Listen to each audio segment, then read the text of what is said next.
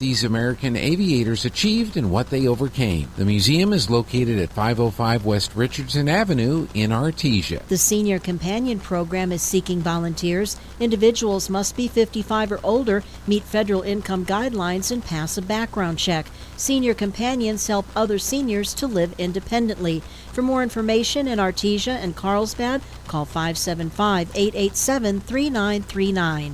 To have your event listed on the KSVP community calendar, email calendar@ksvpradio.com.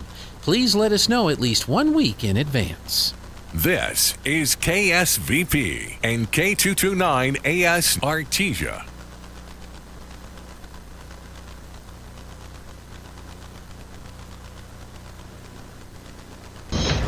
Breaking news this hour at Town Hall. I'm Bob Agnew in Washington. The Justice Department is preparing to ask a grand jury to indict former FBI Director James Comey. Here's White House correspondent Greg Cluxton. Prosecutors have been evaluating whether Comey lied to lawmakers during his 2020 testimony related to the investigation into ties between Russia and Donald Trump's 2016 presidential campaign. The 5-year statute of limitations would be next Tuesday, but an indictment is expected before then. Last weekend, the president directed the DOJ to investigate Comey and other perceived political enemies. Greg Clugston, Washington. The White House is telling agencies to prepare large-scale firings as a possibility. Federal workers could lose those jobs if the government shuts down next week. In a memo released Wednesday night, the Office of Management and Budget said agencies should consider a reduction in force for federal programs whose funding would lapse next week in the event that the Democrats make it all the way to a government shutdown. No compromise with Republicans. Some GSA employees have offers to return to work after those DOGE job cuts earlier this year. The General Services Administration has given those employees who managed government workspaces until the end of the week to accept or decline reinstatement. Those who accept must report to work on October 6th after what amounts to a 7-month paid vacation. One former GSA real estate official says that the agency was left broken and understaffed. That is Julie Walker reporting. President Trump set to meet today with Turkish President Erdogan at the White House, hinting the U.S. might soon lift its hold on advanced fighter jet sales to Turkey. A new lease on life. 7 of 23 miners rescued from a collapsed Colombian gold mine. The mud-covered miners emerging one by one from that shaft 80 meters underground. More from townhall.com. Drivers who switch and save with Progressive could save hundreds. With that kind of money, you could go big time and skip the regular line at the airport and pay for speedy security. Imagine not having to quickly unpack and pack at the place you already came back to. And wearing your shoes the whole time you're there? You can't put a price on that kind of luxury. Well, actually you can, and you paid for it. Switch to Progressive and you could save big time for speedy security. Progressive Casualty Insurance Company and affiliates, not available in all states. Potential savings will vary. Is war in the Middle East the revival of an ancient conflict recorded in the Bible?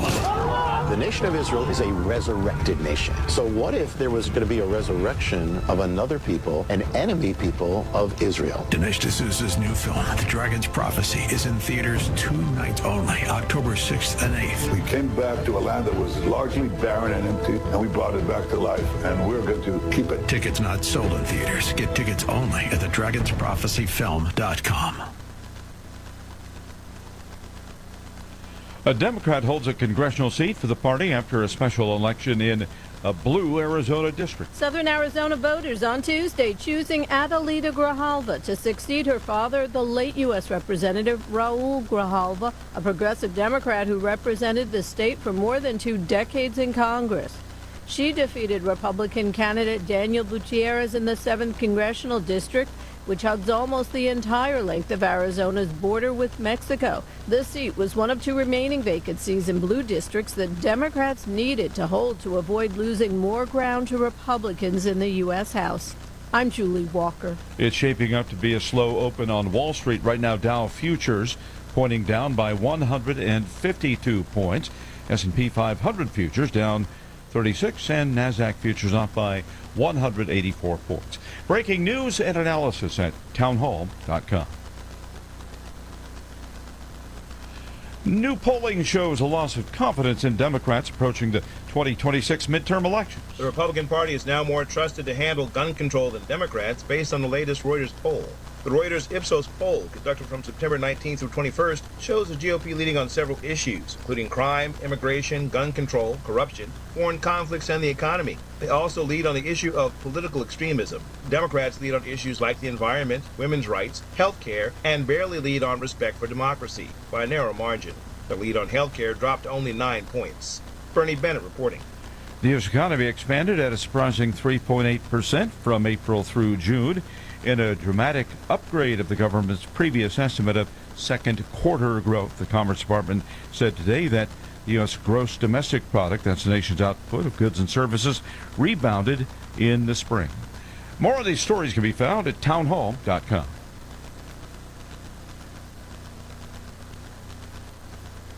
I pledge allegiance to the flag of the United States of America and to the republic for which it stands, one nation under God, indivisible, with liberty and justice for all.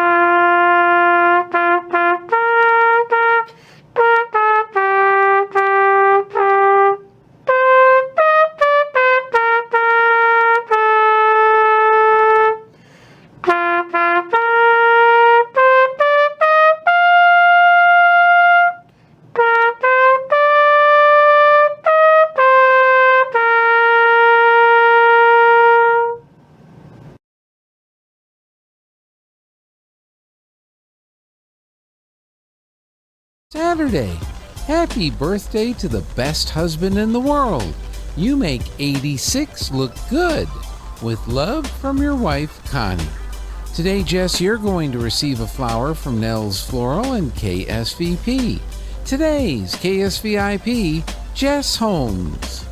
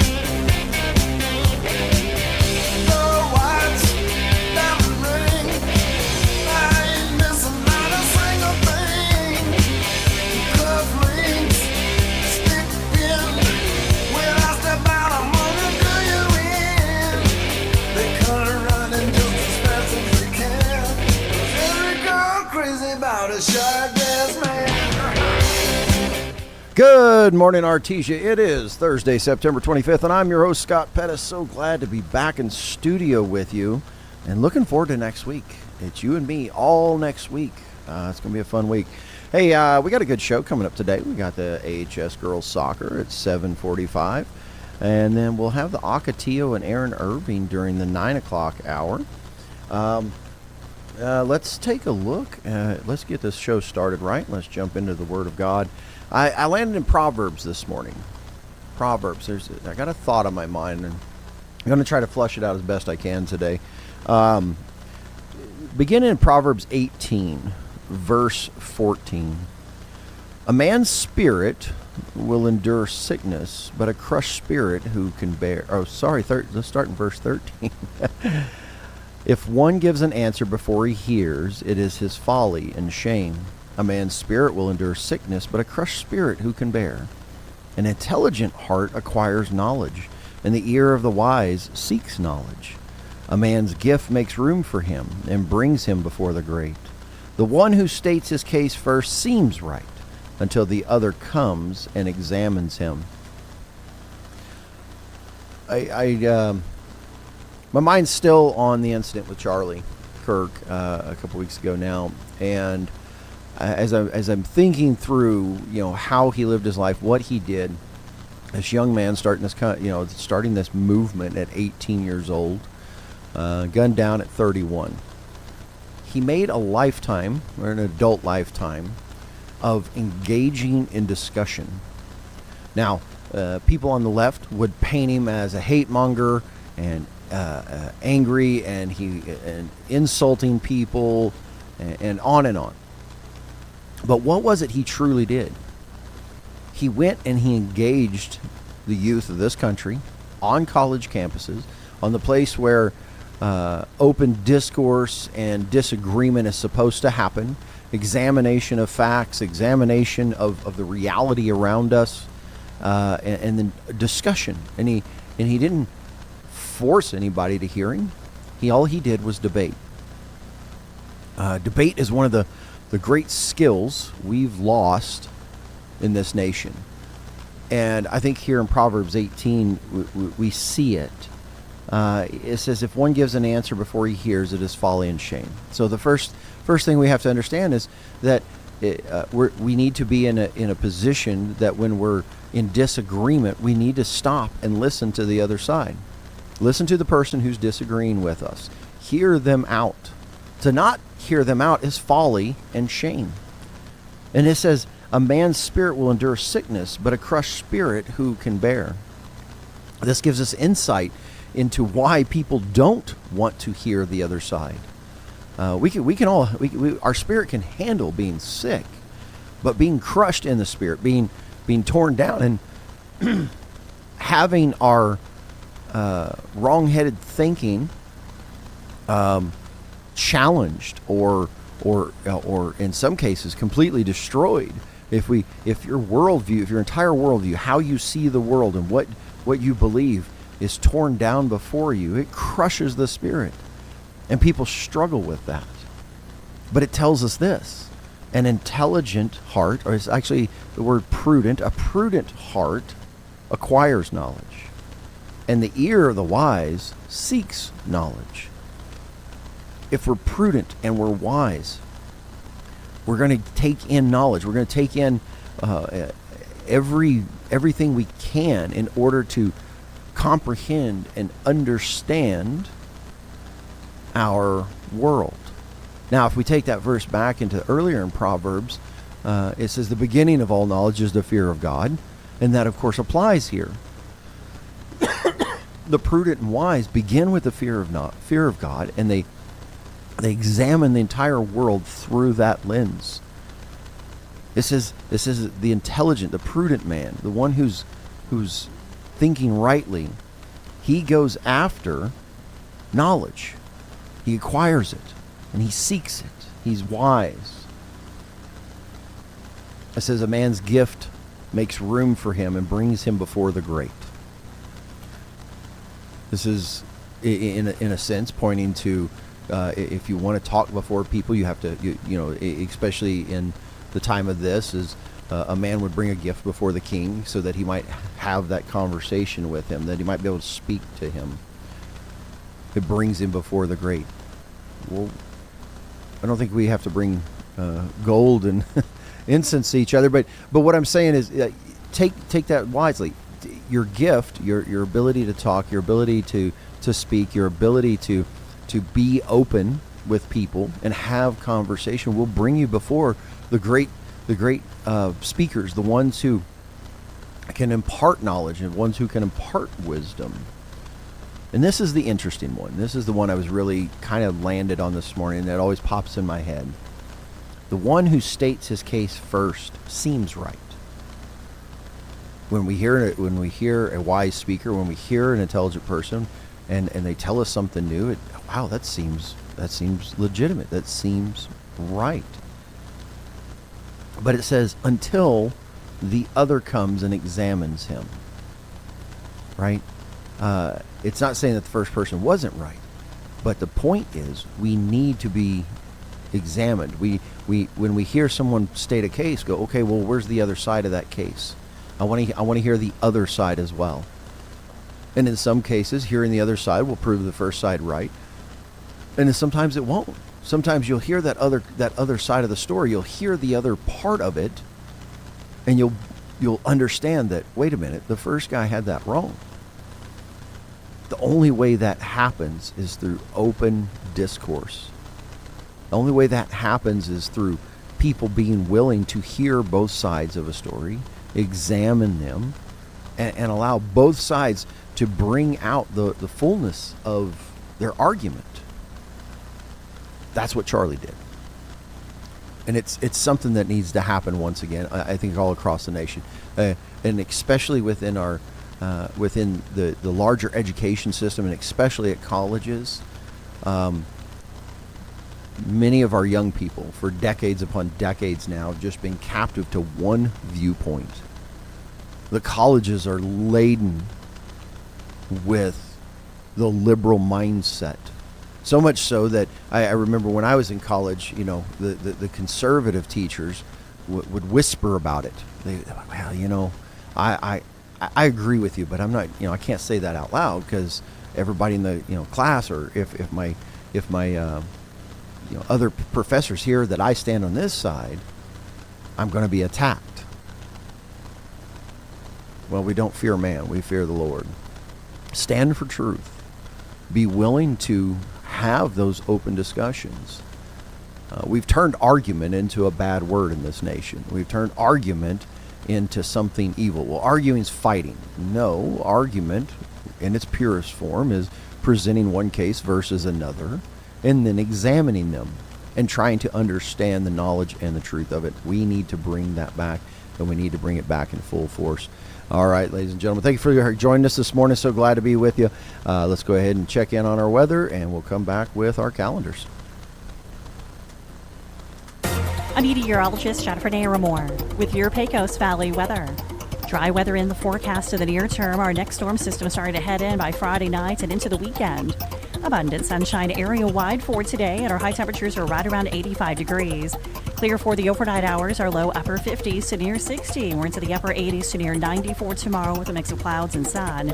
Stray thunderstorms Friday night, more scattered storms Saturday. That's your latest forecast. I'm meteorologist Jennifer Naramore.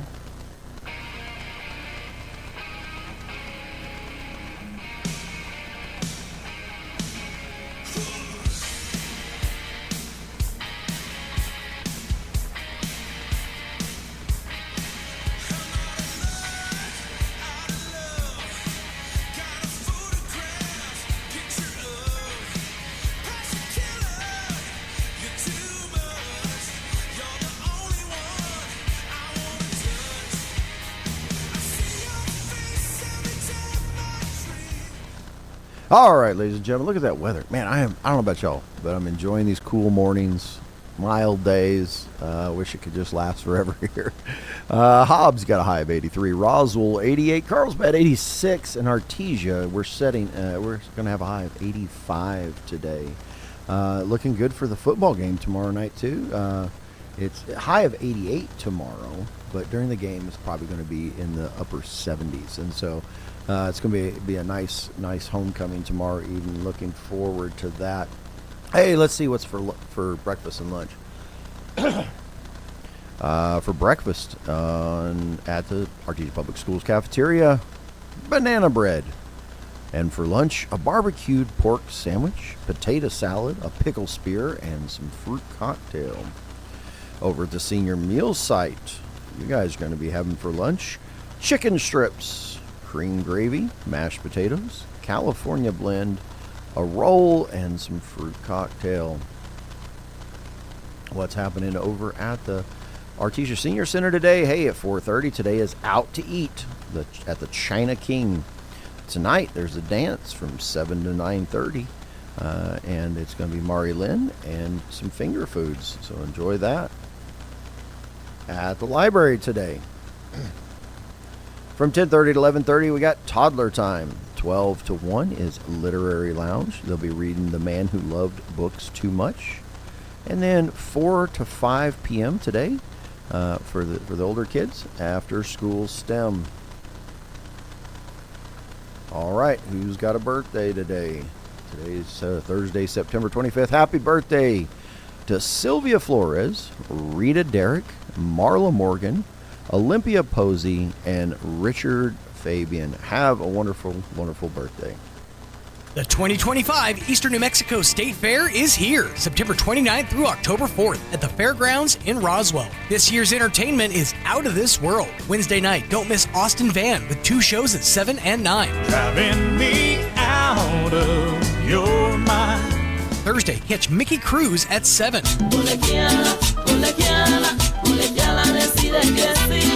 And Al Hurricane at 9. Friday, it's Carson City Rebels at 5. Proud Pete at 7 and Josh Ward at 9. Hey, I'm loving where it's going. And Saturday is Tejano Night featuring La Conquistador Banda at 9. Iban dispuestos a todo por llevar la mercancía. Best of all, concerts are free with admission to the fair. More info at enmsf.com. The Eastern New Mexico State Fair, September 29th through October 4th at the Fairgrounds in Roswell. It's the happiest place on dirt. Ad paid for by the City of Roswell Lodgers Tax. What does it mean for a roofing contractor to have heart? How about braving a 24-hour road trip with a bad back and a 20-foot-long trailer through Interstate 40? You heard that right. A local business needed a new roof, but this business did not want just any roof. They desired a schoolhouse roof with red shingles. Well, we wanted to give our customers exactly what they were asking for. The only problem was that the red color of shingle they were looking for had been discontinued in our local region. But we didn't give up then. We were told by our supplier that the schoolhouse red color of shingle that we were looking for was still available in Arkansas. So we did what was expected of us and drove 24 hours, and we delivered on our promise. If you need a roofer who delivers on their promises, call Trustmark Roofing today at 575-755-7663. Trustmark Roofing, we put people first. Incredible in Artesia is open for business, ready to give you the hometown quality and customer service you know and love. Georgia and her team specialize in in-house design for quality custom business cards at a competitive price.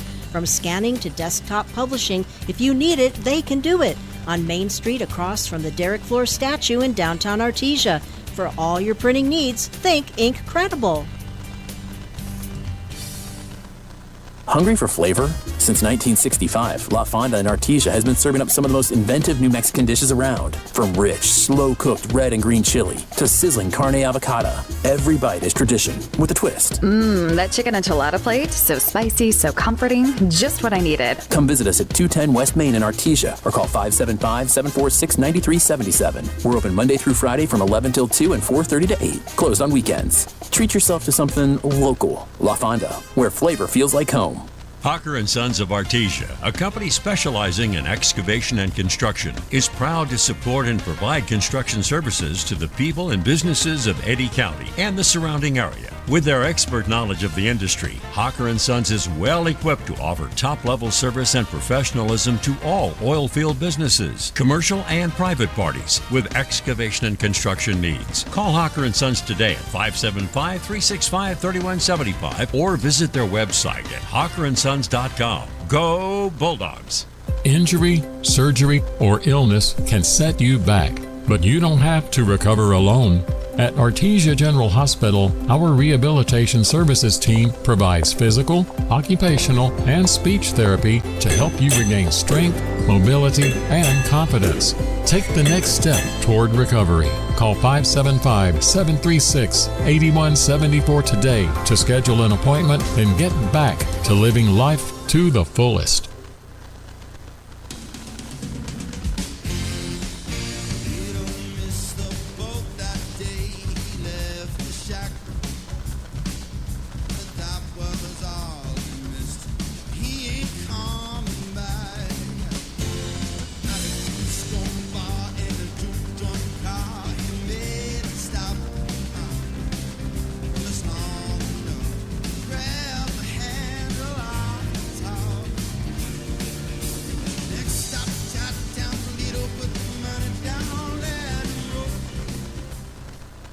All right, welcome back, Artesia. Hey, let's jump into our pile of announcements and stuff going on. Hey, if you want to give blood, tomorrow Vitalant will be at the Walmart Super Center here in Artesia at 604 North 26th Street from 12 to 3:30 p.m. And then tomorrow is homecoming. So what all's going on? Hey, first off, if you've got kids in school, early release tomorrow, September 26th, release times. Grand Heights, 1:05. No pre-kindergarten tomorrow. All elementary schools will get out at 1:15, and the intermediate, junior high, and high school get out at 1:20. Buses will be running at these times. Don't forget, the homecoming parade begins at 4 p.m. 4 p.m. If you haven't got in on that yet and you want to be in the parade, you need to go up and get your entry in today. There is a $10 late fee on that, but you can contact Jennifer or Ashley at 575-746-9816. Don't forget, tomorrow, Yeso Elementary PTO hosts the 54th annual Enchilada Supper from 4 p.m. to 6:15 at Park Junior High. It's only $10 per plate, dine in or carry out, and dessert is included. Reunion this weekend. I have a bunch of reunions this weekend, I'm sure, but the class of 65 is hosting their 60th class reunion Friday, September 26th, and Saturday, September 27th. If you haven't got in on that and you want to know more about it, call Vicki at 575-308-9464. All right. Happening this, also beginning tomorrow and carrying into Saturday, is our Friends of the Artesia Public Library book sale. So they take a bunch of books. They've got a bunch of books for sale that I'm guessing they're moving out old stuff and bringing in new. So you can go up there to the library beginning tomorrow at 9 a.m. from 9 to 5:30 p.m. tomorrow, 9 to 1 p.m. on Saturday, and $1 a book. $5 to fill a bag with books, $10 if you get a small box, and $15 for a medium or large box. So you can pick up a lot of books for very little money if you want to go up there and do that this coming weekend. Also happening this weekend is the Cavern City Renaissance Festival, Friday and Saturday, and that's at the Carlsbad Municipal Beach Park. They highlight on here that it is a family-friendly Renaissance festival. They'll be having armored combat. There's over 100 vendors, food, drink, and 12 entertainers this weekend. So that'll be a fun time if you want to head on over to the Renaissance Festival. Also happening Saturday, September 27th, Pecos to Pecos Road and River Cleanup. Join us for our annual Basin-wide road and river cleanup. The meetup location for that is going to be at the 6 Mile Dam, and it's from 8 a.m. to 11 a.m. All supplies, snacks, and water provided. So they're going to be working all over. Locations: Pecos, New Mexico, Pecos Canyon State Park, Villanueva State Park. I guess this covers a whole range of stuff. So if you want more information on that, you'd be interested in helping with the river cleanup, just give a call to Mary at 575-302-7665. All right. Let's see, what's this one? Real quick, there's this one here. Hey, New Mexico Game and Fish have announced that this Saturday and this Sunday are free fishing weekend. So if you want to go fish with it, you don't have a license and you're not normally fishing, you can go this weekend, September 27th through 28th. Anyone can fish for free in the public fishing waters throughout the state.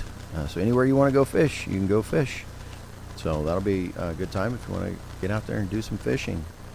All right, teamwork for tomorrow on the first Wednesday of each month. So that'll be coming up here in a week or so. The first Wednesday of each month, they have updated autism support structure. And let's see. So the next one's October 1st. And there will be 30-minute appointment slots that you can go and get information on autism support. Oh, I got another Vitalant. Oh, that must be for next. Yep, that's for next month. Let's see.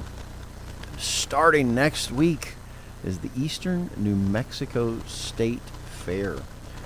Starts on Sunday, September 28th, and runs all the way through the next Saturday, October 4th. So if you want to go out there, there's going to be Gene will be out there with his trains all week long.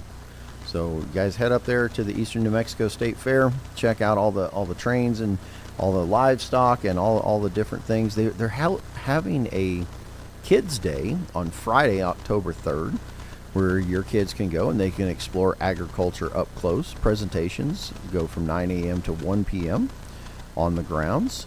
And I gotta silence my phone there. 20-minute educational presentations per station. Student lunches are provided by RISD, pre-K through third grade students, and schools must RSVP to the state fair. So lots going on there. Let's see. All right, what's up next? Early voting for the regular local election begins Tuesday, October 7th. This is also the day absentee ballots are mailed out. In Eddy County, you may early vote at either the clerk's office in Carlsbad or the clerk's sub-office here in Artesia. And then on Saturday, October 18th, extended hours for early voting begin. The last day to early vote is Saturday, November 1st, and Election Day is Tuesday, November 4th. I know, and I'll be honest, I'm one that never thought about off-year elections, but they're important. That's when a lot of our local election stuff happen. So I would encourage you to get out there and be part of that. But before you do, you got to ask, is your voter registration up to date? If you've changed addresses, email addresses, or phone numbers recently, chances are that it isn't. An easy way to check this and update your registration is to go to nmvote.org. Updates need to be done before Tuesday, October 7th in order to be in the voter rolls for the upcoming election. So jump on nmvote.org, check out your voter registration. And if you're not registered to vote, go get registered to vote. Be part of the process. All right. Harvest Fellowship wants to announce that their In-Gather Women's Conference is coming up October 10th and 11th. Stronger Than the Storm, Psalm 46. Join us for a weekend of fellowship, worship, and the Word. Open to all women ages 16 plus. I like to include that. I'm convinced that adulthood should start at 16, and I agree with him. If you got 16-year-olds, get them involved in your adult ministries. I think it's a wonderful time for them to start growing and finding out what it looks like to be an adult. Hey, Child Find developmental screening is happening October 17th from 8:30 to noon at Grand Heights here in Artesia. Free developmental screenings for children from birth to 5 years of age whose parents suspect they may have a disability. This is a walk-in screening. There's no appointment necessary. If you want more information, you can call the Special Education Office at 575-746-2777. The Cy Palmer Memorial Car Seat Clinic is coming up Saturday, October 18th from 10 a.m. to 1 p.m., hosted by SaferNewMexico.org. Certified child passenger safety technicians are available to help to make sure you're using the right seat in the right way. The child and car seat must be present to be considered for a seat placement, and a replacement fee of $35 may apply. That's happening. I missed this. It's happening at the Bulldog Stadium on Saturday, October 18th. All right, 2025-2026 parent training opportunities. Next one coming up is Monday, October 27th. From 12 to noon at the Artesia Bulldog Administration and Training Center. And this one's about social media awareness. So they're going to be talking about that. And let's see, I think that's about it. Yep, that's all I got for now. Hey, let's go ahead and take a quick commercial break, and we'll be back right after this. With your Pecos Valley news updates, I'm Jared Cirillo. Artesia City Council this week, busy agenda. The council approved a land swap agreement with the school board. In the deal, the board will get property at Roberts Park for the site of a new school. And once the school is built, the existing Roselawn School property will then be given back to the city. After that, Mayor John Henry said he would like to have a discussion regarding motorized scooters in Artesia. He says citizens have complained to him about the safety concerns of the motorized scooters. No action was taken. Other council news, the city's infrastructure director says the 26th Street project is on track to be finished by the end of next month. The current phase is working on 26th from Grand to Washington. The next phase of the project will move to the area between Washington and Ray. And the council has also approved moving trick-or-treating in Artesia from October 31st to November 1st. This is due to the Bulldogs football game on Halloween. You're up to date. I'm Jared Sorello. Cold and flu season is almost here, Artesia. Protect yourself and the people you love. At Lowell's Pharmacy, your health is our priority. Getting your flu shot now means peace of mind all season long. It's quick, easy, and covered by most insurance. Don't wait until it's too late. Stop by Lowell's Pharmacy today and roll up your sleeve. Stay healthy, Artesia, with a flu shot from your hometown pharmacy, Lowell's Pharmacy. It's time for the Eddy County Sports Report. Well, Artesia is no longer in a district other than football with Roswell High, but that doesn't mean they can't have some pretty good matches in other sports, and they did. On Tuesday night, girls soccer, Artesia nips Roswell at home by a score of 1-0. The Lady Bulldogs are now 11-3 on the season. Roswell is 8-6. Artesia has won 3 straight, and they will be playing at Goddard District Opener for the Bulldogs Saturday at noon. Meanwhile, Carlsbad fought Lovington Tuesday night to a 0-0 draw after 4 scoreless overtimes, and of course the regular time was scoreless as well. Carlsbad had lost 7 straight entering that, so at least it's something. That's not a loss. They'll play at Clovis to start the district schedule next Tuesday. The Sports Report brought to you by DSI. Call DSI for all your office technology needs. I'm Eric Butler at KSVP Radio, AM 990. How'd you like real money from what you already know? ChatGPT can help you publish your own book and then sell it on Amazon.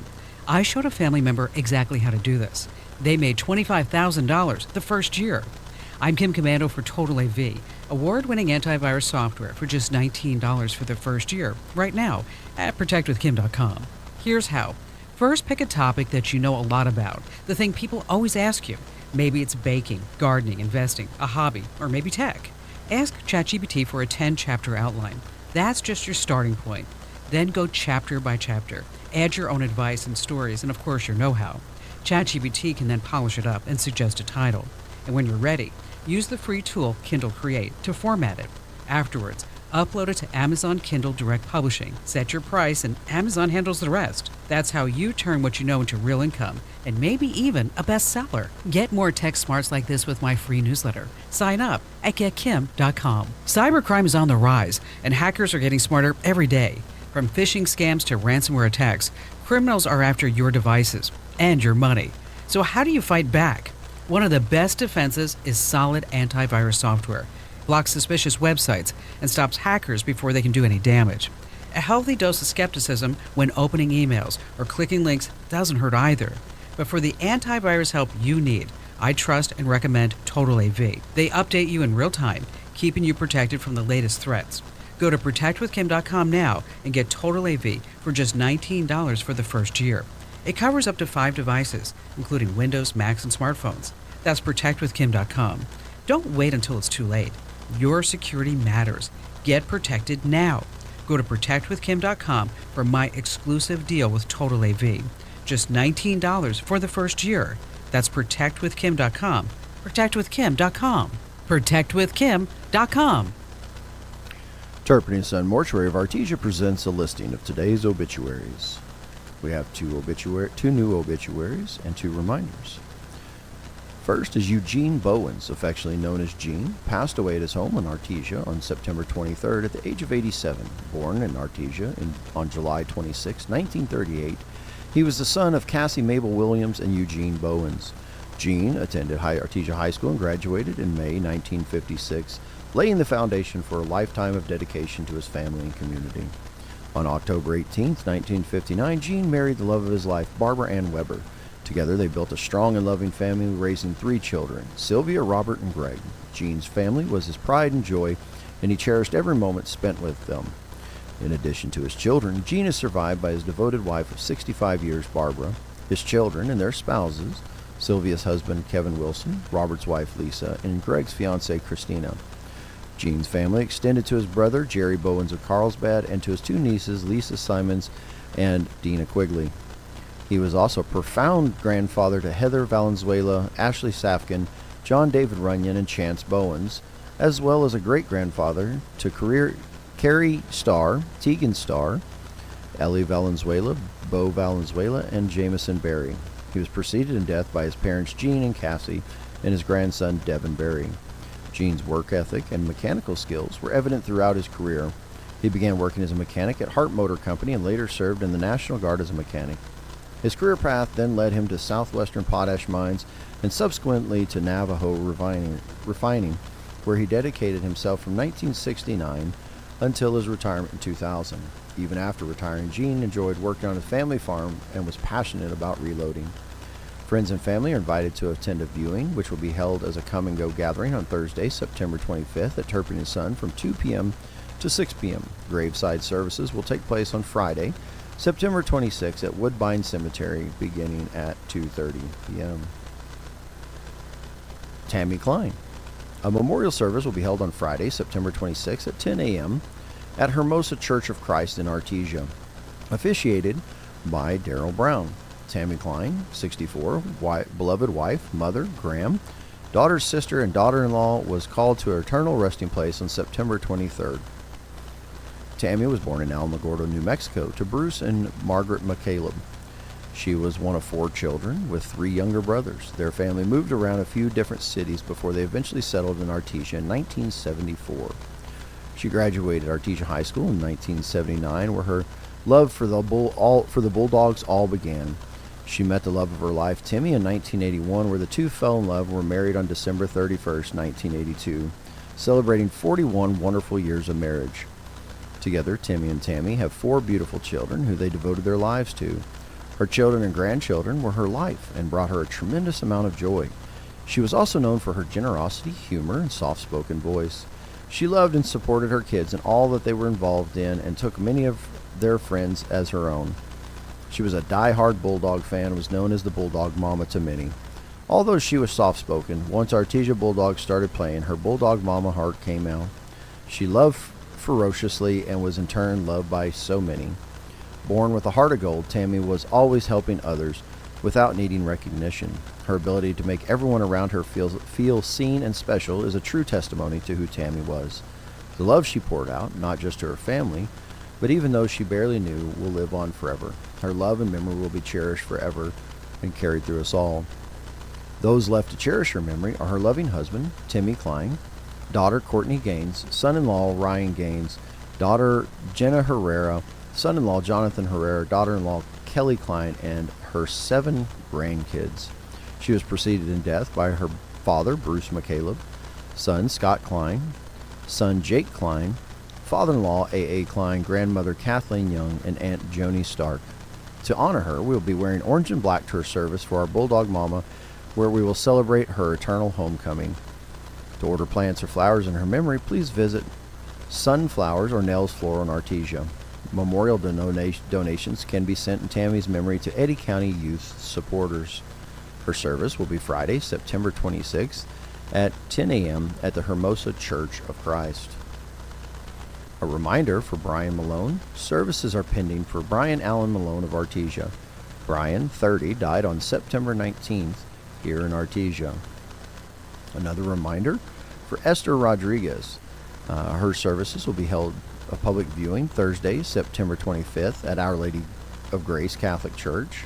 A rosary Thursday, September 25th at 6:30 p.m. Our Lady of Grace Catholic Church. The funeral service will be Friday, September 26th from 10 to 11 at Our Lady, and burial will be Friday, September 26th starting at 11:15 at Woodbine Cemetery.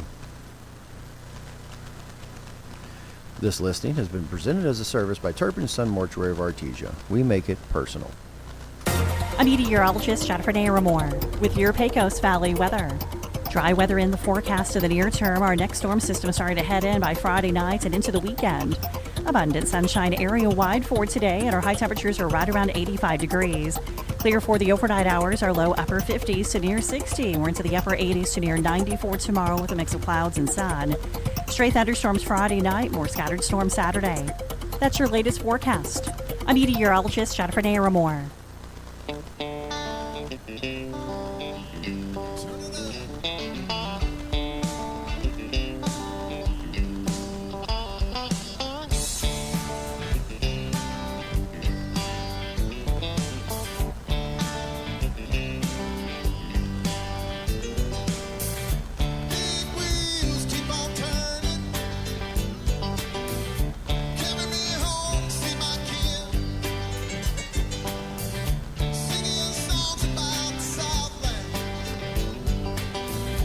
Where you can see yourself. Oh, I thought that was like All right, welcome back, Artesia. Hey, we are joined in studio now by our soccer teams. So we've got both coaches here. Coach Tim Trentham, which one's which? All right, Coach Tim Trentham over here, and Coach Philip Jowers. And you guys have got some players here. If you guys want to introduce them real quick, who you guys got? This is Aubrey Edwards. She's our starting goalkeeper for varsity. All right. This is Moses Corza. Moses Corza. All right. Well, welcome all of you guys. So what's going on in the world of soccer now here in Artesia? You guys, season's in full swing, right? Yeah. Yeah, we are actually, both of us are getting ready to enter district play. Okay. Boys open tonight over at Lovington, and then on Saturday we will be at Goddard. A Saturday at Goddard, and then where'd you say tonight? You guys are tonight. We're in Lovington tonight. Lovington tonight. Okay. And so starting district play. What else? So you're Moses? Yes, sir. All right, Moses Corza. I'll call him Moy. Moy. Well, that's what they wrote. That's why I was getting thrown off there. They're giving me a hard time. All right, Moy. So introduce yourself, man. Whose parents were you? What do you play? And my dad is Moses Corza. My mom's Roxana. Okay. I play striker. Okay. Sometimes in the midfield, but I mostly play up on top, like wing. Okay. All right. And what about you, young lady? My parents are Josh and Elizabeth Edwards, and I just play keeper. You play keeper. Awesome. That's kind of an important position, I think. You know, it make it a little hard without one. So, all right. So you guys are entering into district play now, and how many games is that for you guys? How many district games do you guys play before? 6 district games. Okay, and so this is a weird thing. For when I was growing up, everybody, you know, if the school was a 3A, it was a 3A. So I know our football is 5A. What are you guys playing in? 4A for soccer. 4A for soccer. So who are some of your opponents that you guys are coming up against in district? Well, it's all the same for us. It's Lovington, Portales. Okay, so same. Lovington, Portales, and Goddard. Okay, awesome. Yeah, if you guys have started playing though before this though, they were just non-district games. Is that right? Yeah, we've had 14 games each. No, we played 13. We've had 14. Holy cow! Wow. Before district, you guys played that many. That's the record right now. Soccer we're 11 season, and 2. Yeah, soccer season, we're 11 and 3. 11 and 2 and 11 and 3. So you guys are doing really good this year. You guys are going to take state. You got it. Yes. All right, awesome. So, so tell us a little bit about yourself, Moy. You guys, when did you get into soccer, and how long you been playing? And come on a little bit closer. Pull the microphone. I was playing since I was 5. Wow. Yeah. Okay. I'm really passionate about the sport and everything. So. And what class are you in this year? I'm a senior. You're a senior this year. So this is your last year playing. Yes, sir. You've been playing since 5 years old, so you've got a few years experience in soccer. You plan on doing that after school? You gonna pursue it? Going to college. Okay. Keep playing soccer. Okay. You got a college in mind, or a college already set? Well, I've been seeing this college. I've been talking to this coach from Oklahoma, Fairland. So. Okay. Awesome. So, what about you, Miss Aubrey? I've also been playing soccer since I was 5, and I am a senior too, so I've been playing for a while, but I don't plan on playing in college. Yeah, so this is your last hurrah. You're like, everybody's got you guys got to win state for Aubrey, man. That's so awesome. So are you going to college though? Were you headed to college afterwards? To go to Tech. All right, that's where my daughter's at. Awesome. I'm a Tech alum. I love it. Pretty much half of Artesia is, I think. But that's really good. Man, I lost my train of thought there for a second. So coaches, what do you guys think your prospects are? How are the teams shaping up? Or you guys, I think we're looking really good based on what I've seen, like scouting teams in our district, and also what I've been paying attention to records head-to-head, that teams that we played, that they played. I think our chances are really good of taking district. This first one that we open up there is going to be huge. Okay. Just because it'll set the tone, I think, for the rest of our district play, because Goddard really is probably the stronger of the three in our district. I mean, I haven't seen the other two play, but based on records and based on who they play, they seem to be the ones to beat this year for us on the girls' side. Okay. What about you? For us, I mean, it's just the next game. Just the next game each time. Yeah, but I mean, I was looking at it yesterday, and I think we beat Lovington at Lovington more than we beat them at home. There you go. So we have that going for us. Lovington's always tough. Yeah. They always have been. And so, yeah, I mean, Lovington's 7-6 right now. Okay. And so we scouted them yesterday. Okay. No, the day before. They played Roswell and lost 4-1. And we beat Roswell, so. Okay. So hopefully scores line up with performance. There you go. All right.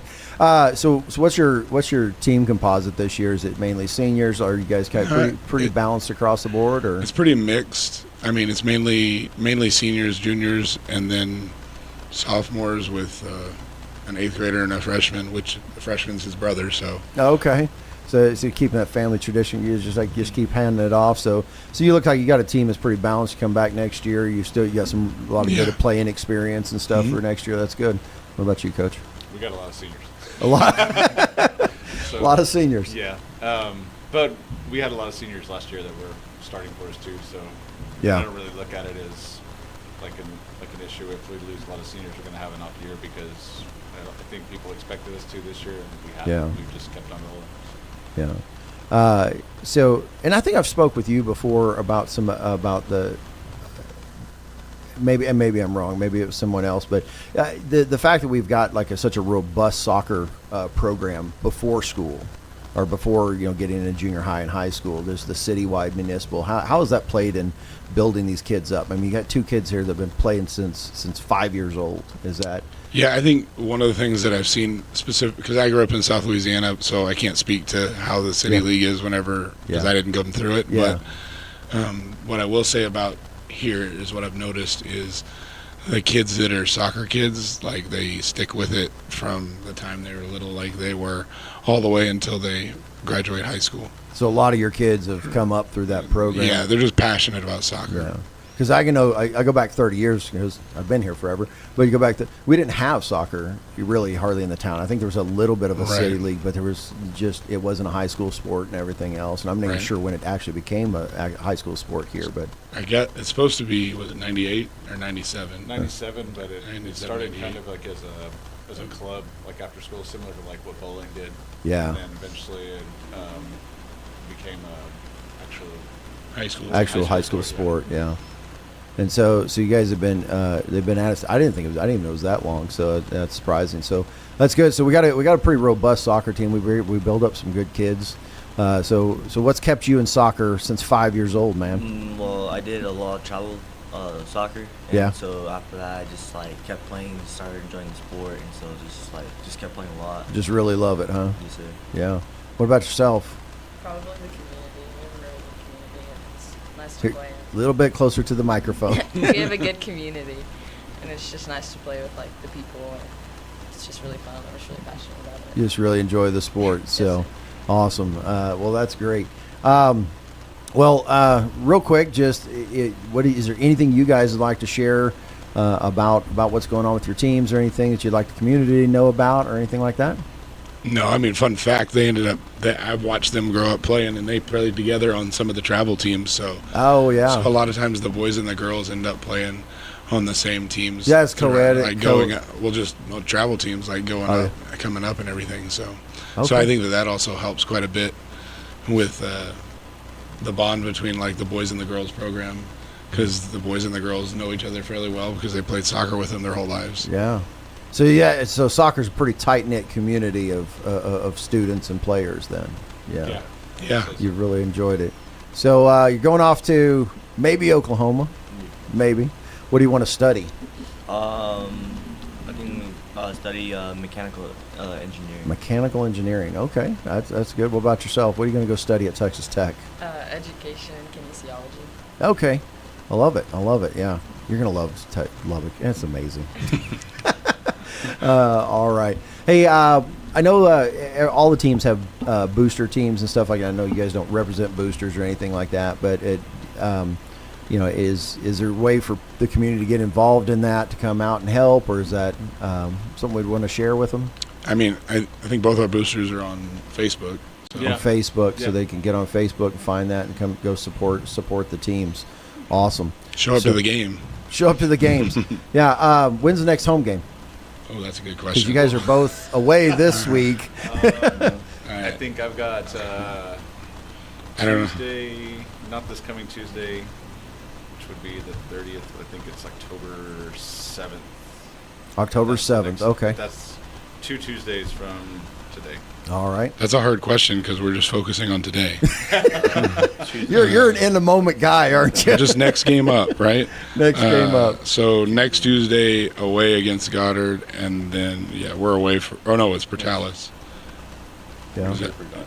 Okay, here for Goddard, yeah. Awesome. Okay. Well, all right. Well, folks, get out there, support our soccer players and our soccer coaches and our teams, and check everything out. Thank you guys so much for coming in and letting us know about your teams today. Thank you for having us. All right. Yeah, thank you. God bless. With the Wall Street Business Report, I'm Bill Alexander. U.S. stock indexes drifted lower on Wednesday. The S&P 500 slipped 0.3% for a second straight modest loss. The Dow Jones Industrial Average dropped 171 points, or 0.4%, and the Nasdaq Composite fell 0.4%. Sales of new U.S. single-family homes surged to the highest level in more than 3.5 years in August, but that likely exaggerates the housing market's health, and a weakening labor market could limit the boost from falling mortgage rates.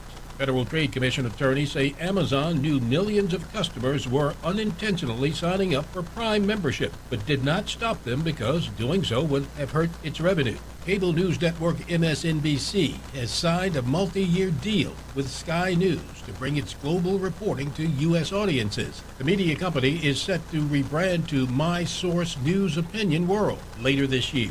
For the Wall Street Business Report, I'm Bill Alexander in Washington.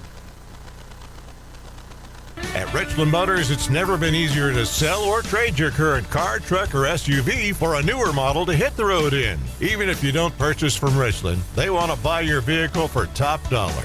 But if you do buy from Richland, don't forget, they're the home of the powertrain warranty for life. That's a whole lot of confidence for you. See Richland for details, 2nd and Sycamore, and 1309 Southeast Main.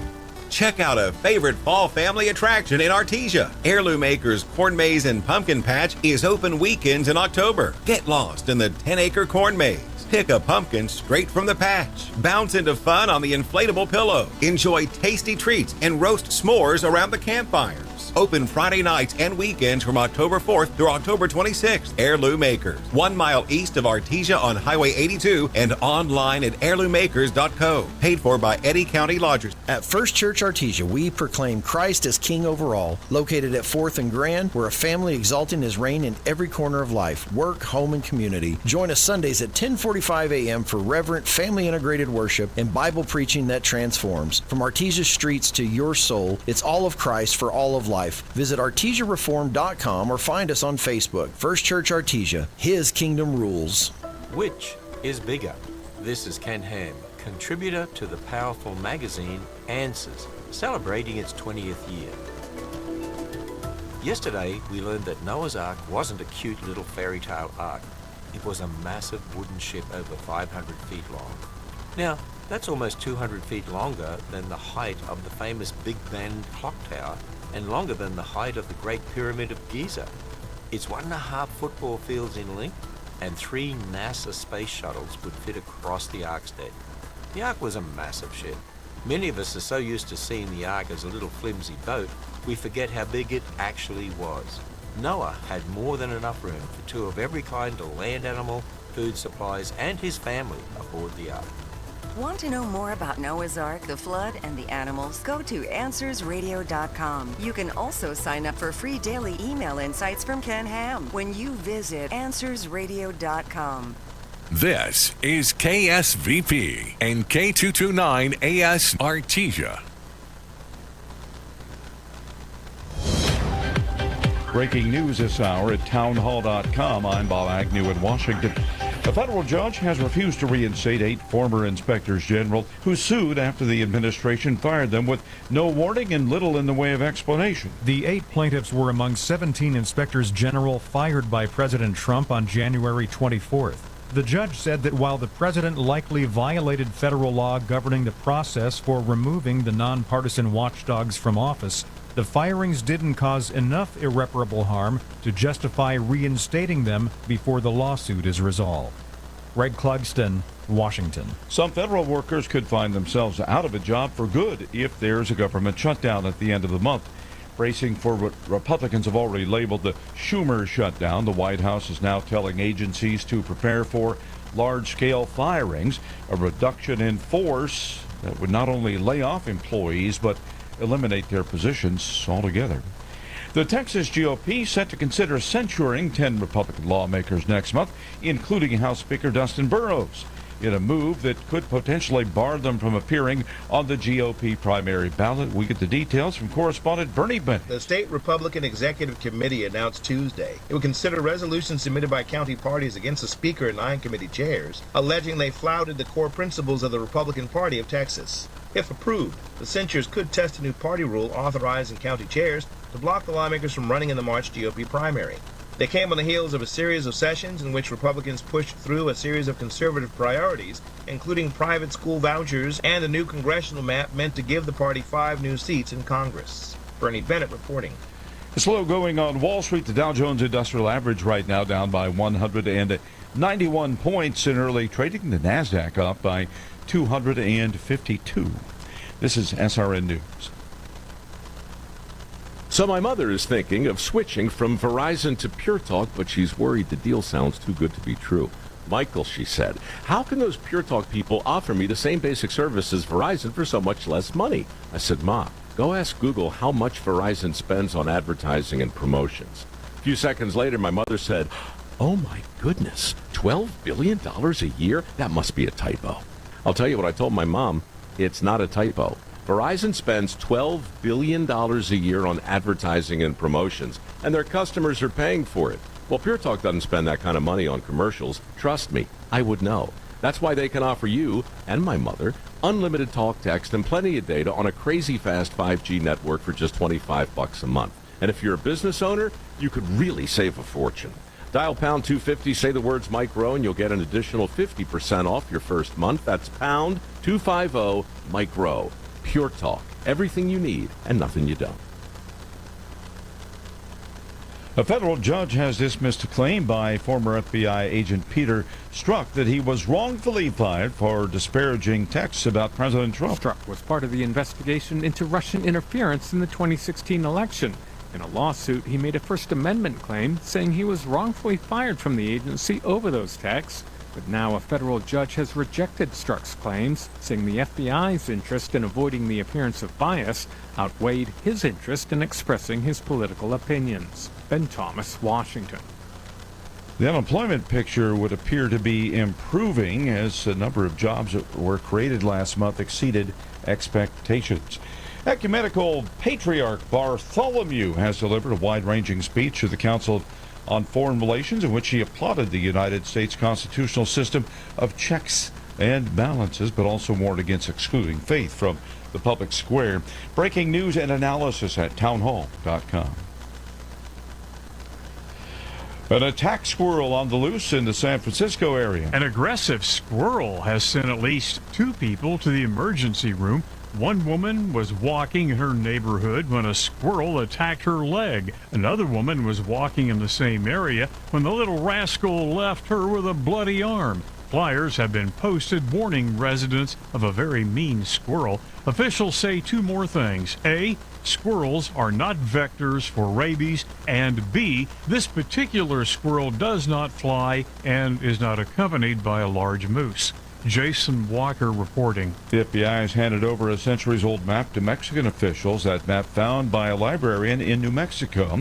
There was a special ceremony at the consulate in Albuquerque. The Villa de Santa Fe map had been part of Mexico's archives until it was discovered missing in 2011. More on these stories at townhall.com. Today's KSVIP is Jess Holmes. Jess is celebrating a birthday on Saturday. Happy birthday to the best husband in the world. You make 86 look good. With love from your wife, Connie. Today, Jess, you're going to receive a flower from Nels Floral and KSVP.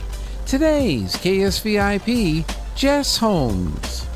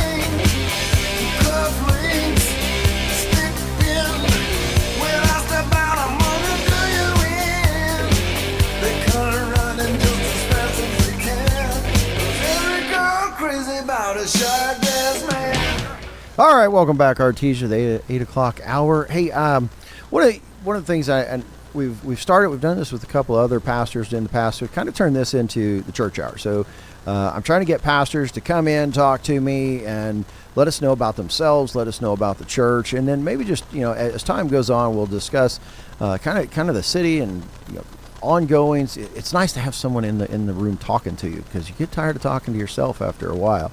But hey, today we're going to be joined after this break here in a minute or so by Ty Hotling from First Baptist Church, and so we're looking forward to that. Just what I'm hoping that everybody gets out of this hour is one, just get to know the guys that are leading our congregations, leading our people here in worship in this town. And the other thing is to show that, look, even as a pastor, I'm not going to sit here with a bully pulpit and act as if my church is the only one in town, but that we're all here, we're all serving God in our own ways and our own times, and we have different congregations, and our hope and prayer that comes out of this is that all of you can find somewhere and someone to worship with. So that's the goal. I talked in the last hour about the prudent man seeks after knowledge, and where does God impart his knowledge? In large part, it's through the gathered body of the church and worship, and so that's what we're seeking to do. So all right, so right after this, we're going to go ahead and check our weather. We'll listen to a few commercials, and when we come back, we'll be talking to Ty Hotling from First Baptist Church. I'm meteorologist Jennifer Naramore with your Pecos Valley weather. Dry weather in the forecast in the near term. Our next storm system is starting to head in by Friday night and into the weekend. Abundant sunshine area-wide for today, and our high temperatures are right around 85 degrees. Clear for the overnight hours, our low upper 50s to near 60. We're into the upper 80s to near 94 tomorrow with a mix of clouds and sun. Stray thunderstorms Friday night, more scattered storms Saturday. That's your latest forecast. I'm meteorologist Jennifer Naramore. Coach, can you talk about the latest trade rumors? Absolutely. Right now, you can get big money for your trade at Roswell Ford. Start your season with a win at Roswell Ford. Right now, we need trades. So if you're making payments on your current vehicle and want out early, Roswell Ford will do whatever it takes to help you escape from your trade. Even if you owe thousands more than it's worth, regardless of make, miles, or condition. With 0% APR and no payments for 90 days. Worried about your credit? Don't sweat it. Roswell Ford has partnered with more aggressive lenders who will push to approve your credit with great terms, with good credit, no credit, or even if your credit is less than perfect. All roads lead to huge American-made savings, more for your trade, and a better buying experience. Get on board at Roswell Ford, 821 North Main Street in beautiful Roswell. Call 575-623-3673 or online at roswellford.com. 0 APR for 48 months is $20.83 per thousand finance. Interest accrues from date of sale, subject to lender approval on select vehicles. Offers not combined. When you or a loved one need medical transport, Trans-Aero answers the call. Trans-Aero Medevac operates 3 rotorcraft bases and 1 fixed-wing base in southeastern New Mexico, allowing them to respond quickly to emergencies across diverse terrains. Their fleet extends coverage deep into New Mexico and West Texas, including Artesia, Carlsbad, Roswell, Ruidoso, Midland, Lubbock, and the surrounding areas, ready to answer the call when every second counts. Trans-Aero Medevac, proudly serving southeastern New Mexico and West Texas. Flown for free, thanks to the partnership from the City of Artesia and Trans-Aero Medevac. Life support by air. It's too bad the Eastern New Mexico State Fair doesn't have a category for weeds, because with all the rain we've had, they'd be giving out lots of blue ribbons. Hi, this is Ben Manette from Roswell Seed Company. We have powerful products to get rid of the hardiest weeds, and most important, we can tell you exactly how and when to use them to get the job done.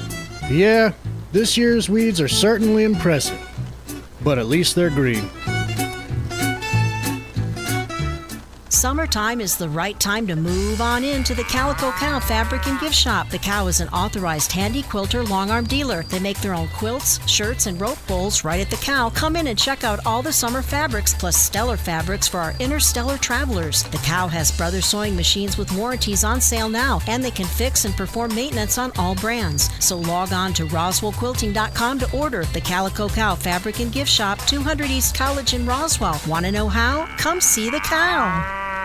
Looking for power, performance, and a whole lot of game day style? Come to Major Supply, your one-stop shop for industrial goods and outdoor gear. With the brands you trust, Milwaukee, Rigid, and much more. Built for the job site and tough enough for any task. And when the work's done, gear up for game day with team apparel, sunglasses, and all the sporting equipment you need to play hard and cheer harder. Tools, threads, and everything in between. Stop by today at 1808 South 1st in Artesia, or check them out online at MajorSupplyLLC.com. Get a great deal on versatile Kubota equipment today, like the Kubota L-Series compact tractor, the #1 selling compact tractor in the U.S., Z-Series mowers, and Sidekick utility vehicles. Stop by your local Kubota dealer today. Right now, get select L2502 series for as low as $21,999 or $325 per month. Now through September 30th. See us or go to KubotaUSA.com for full disclaimer. Visit your local Kubota dealer, Amigo Machinery at 2801 Southeast Main Street in Roswell.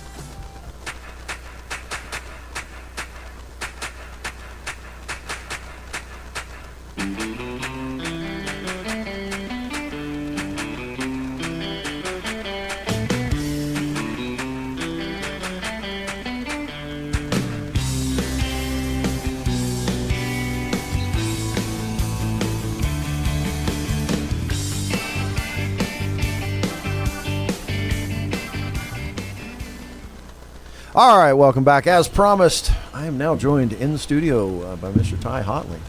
How are you doing, dude? I'm doing great, Scott. Thanks for having me. I am so glad to have you on. During the break, we were sitting there talking. So Ty reminded me that he graduated with my wife, Marty, in 1996 or 95. Why do I keep adding a year to that? 1995. So they're having their 30-year reunion this year, and I was like, can you imagine 30 years ago, the two of us sitting here, pastors of churches, on the radio talking, like both of us like, no, that is not who we thought we would be, but the Lord has his ways and his hand in it.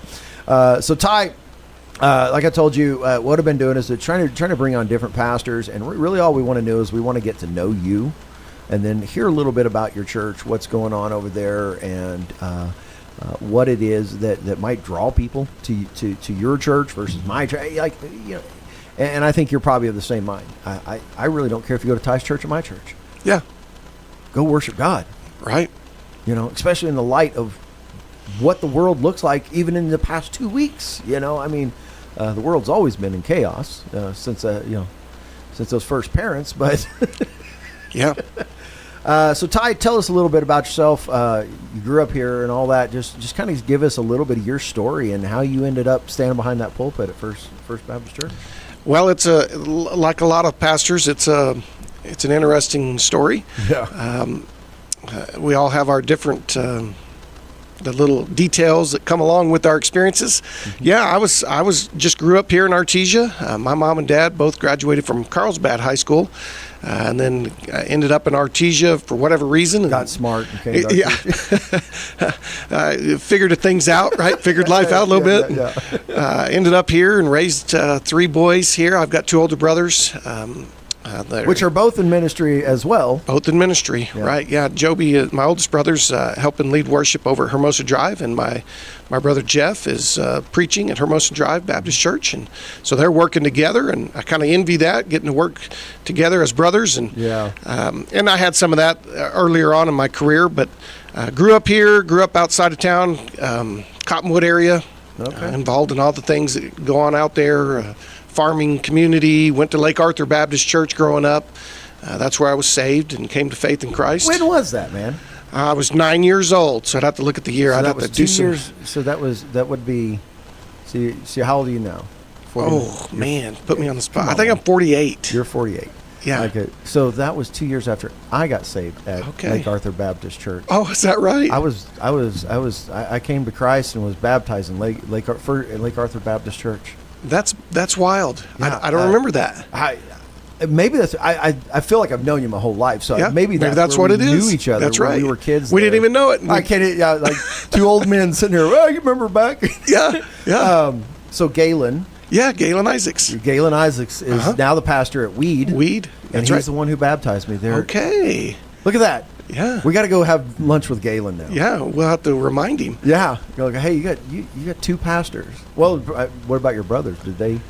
Yeah, they came to faith at Lake Arthur, but earlier.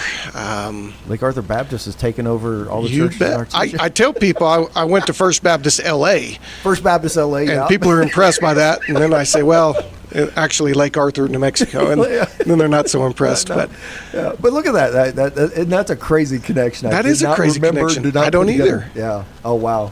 Anyway, continue. Well, somewhere along the line, we ended up coming into town to Hermosa Drive Baptist Church. I think it had to do with being in the youth group. Lake Arthur didn't have much of a youth group, and my older brothers were itching to be a part of a student group, and so we ended up at Hermosa Drive Baptist Church. And so then I spent all my teenage years attending there. Mm-hmm. Met my future wife in high school, Jennifer Needham. She was also a Lake Arthur kid. So we started dating in high school and then went off to college. Graduated in 95 from Artesia High. Went off to college at New Mexico State. Got married at 20. And I was involved loosely with some athletic, we called it Athletes in Action, kind of like an FCA, Fellowship Christian Athletes. It's just a different version. At college, At college, involved in that. And we had loosely attended church. We weren't faithful, but got married at 20, had several friends there at college that we met that were also married, so had kind of a good group of Christian men and women who were married, and we were kind of the old people on campus, sort of, even though by age we weren't. And came right back to Artesia after graduating in 2000 for New Mexico State. Got hired on to teach and coach here in the public schools. Did that for 14 years. Along the way. What did you coach? Well, I was gone all those years, so there's like this huge chunk of Artesia history that I missed. Yeah, you were out serving the country. What everybody else was doing around here, and right. And we didn't have Facebook in those days, so we couldn't keep up with each other. Didn't keep up as well. Yeah, I'd have to come back to homecoming games or something just to keep a track. People, No, my first 5 years, I coached football at the junior high, basketball at the junior high, and baseball at the high school. And then You after were a busy man. I was pretty busy. Yeah, I started a family, and when you're coaching 3 sports, it doesn't matter. Yeah. You're invested in Every other people's minute. kids. Yeah. Yeah. And I enjoyed it. I had a great experience. Learned a lot. Young coaches think they got the world all figured out, but they learn over time that really need a little more, little more time to grow up. Kind of like young pastors we were talking about a while ago. Amen. Amen. Exactly. Yeah. I ended up helping my brother Jeff. He became the girls' head basketball coach, so I joined his staff and was his varsity assistant. We did that for 5 years. Had just incredible kids in the program, best kids that the high school could offer in our girls program. I just couldn't be more proud of those girls that came through, and we did the best we could to win some games and compete, and really enjoyed that. And then kind of made the decision. My oldest son was getting up into middle school, and kind of made the decision that I was going to be a head coach somewhere and be able to kind of write my own schedule, or I was going to move down where it was less travel, less less time spent in coaching. So I ended up moving down to the middle school, to Zia, and was just coaching there, teaching and coaching. Then kind of life invaded, just had some things that happened in this broken world with my family, and we spent about 6 months dealing with some health concerns and things that you just got to face. Everybody has some version of that somewhere down the road, and it was probably at that time that God was really moving and acting in my life and calling me. I probably knew all along I needed to be serving somewhere, and I was teaching Sunday school, and I'd been ordained as a deacon. And where were you attending? We were attending Hermosa Drive Baptist Church, yes sir, and I was serving, but when you're coaching 3 sports and you're raising kids, you can't get, you got other responsibilities. You can't be at the church all week. All the time, yeah.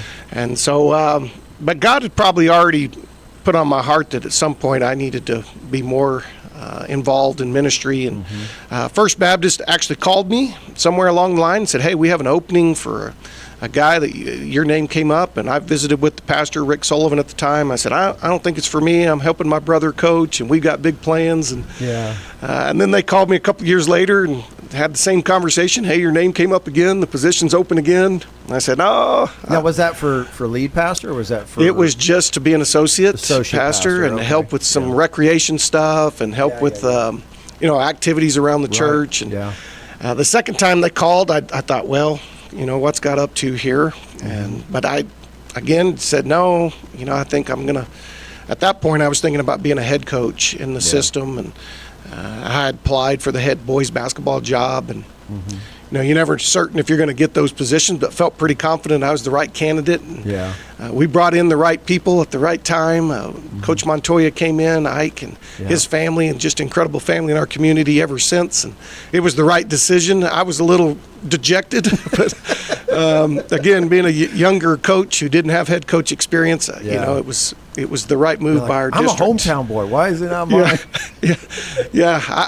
I felt like I could take the program to new heights. And, and then when First Baptist called the third time to be an associate pastor, I thought, well, God's telling me something. I need to quit rejecting or quit dodging his leading, and got hired at First Baptist in 2014, summer of 2014, as an associate pastor, kind of help with activities. And 11 years now. 11 years, yeah. Then had a really good time growing up a little bit.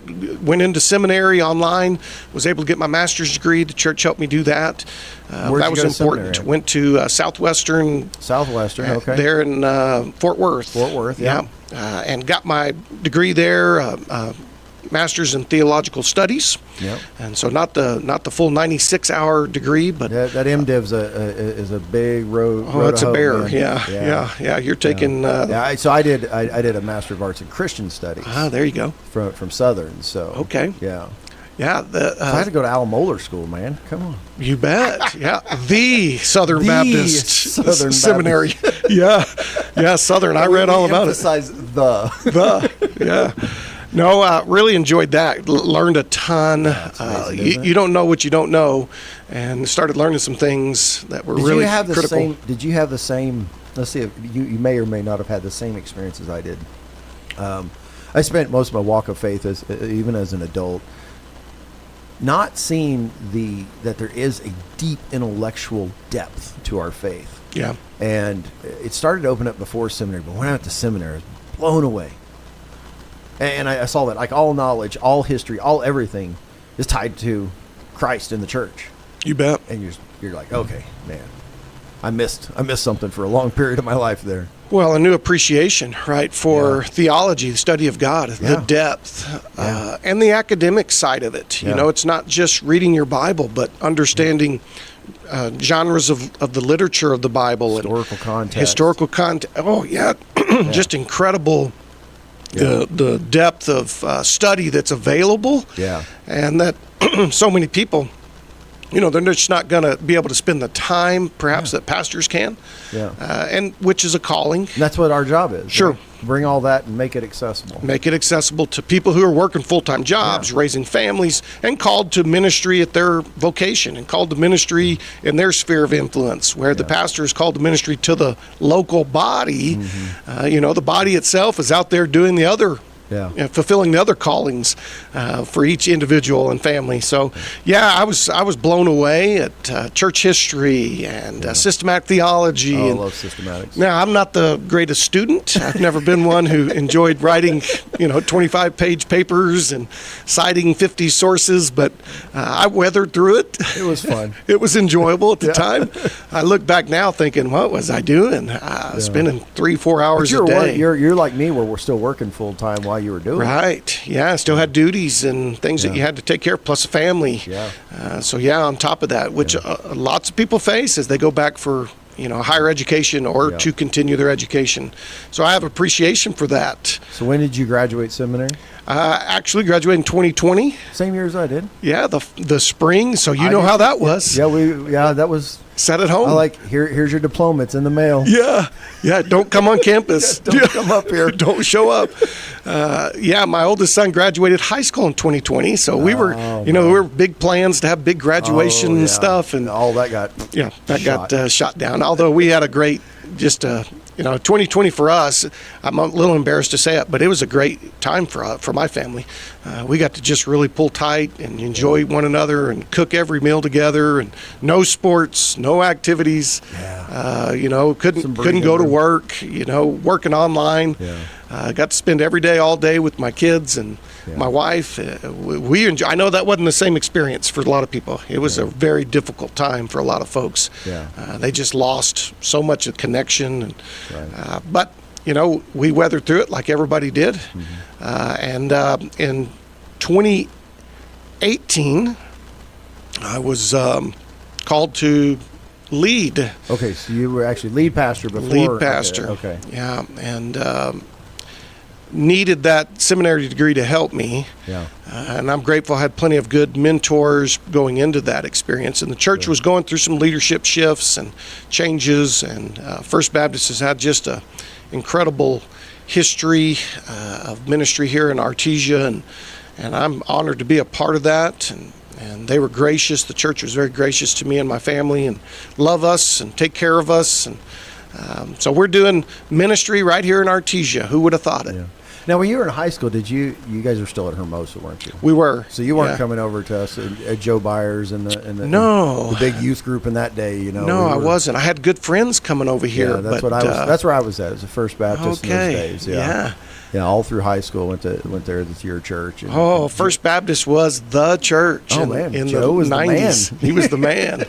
Yeah.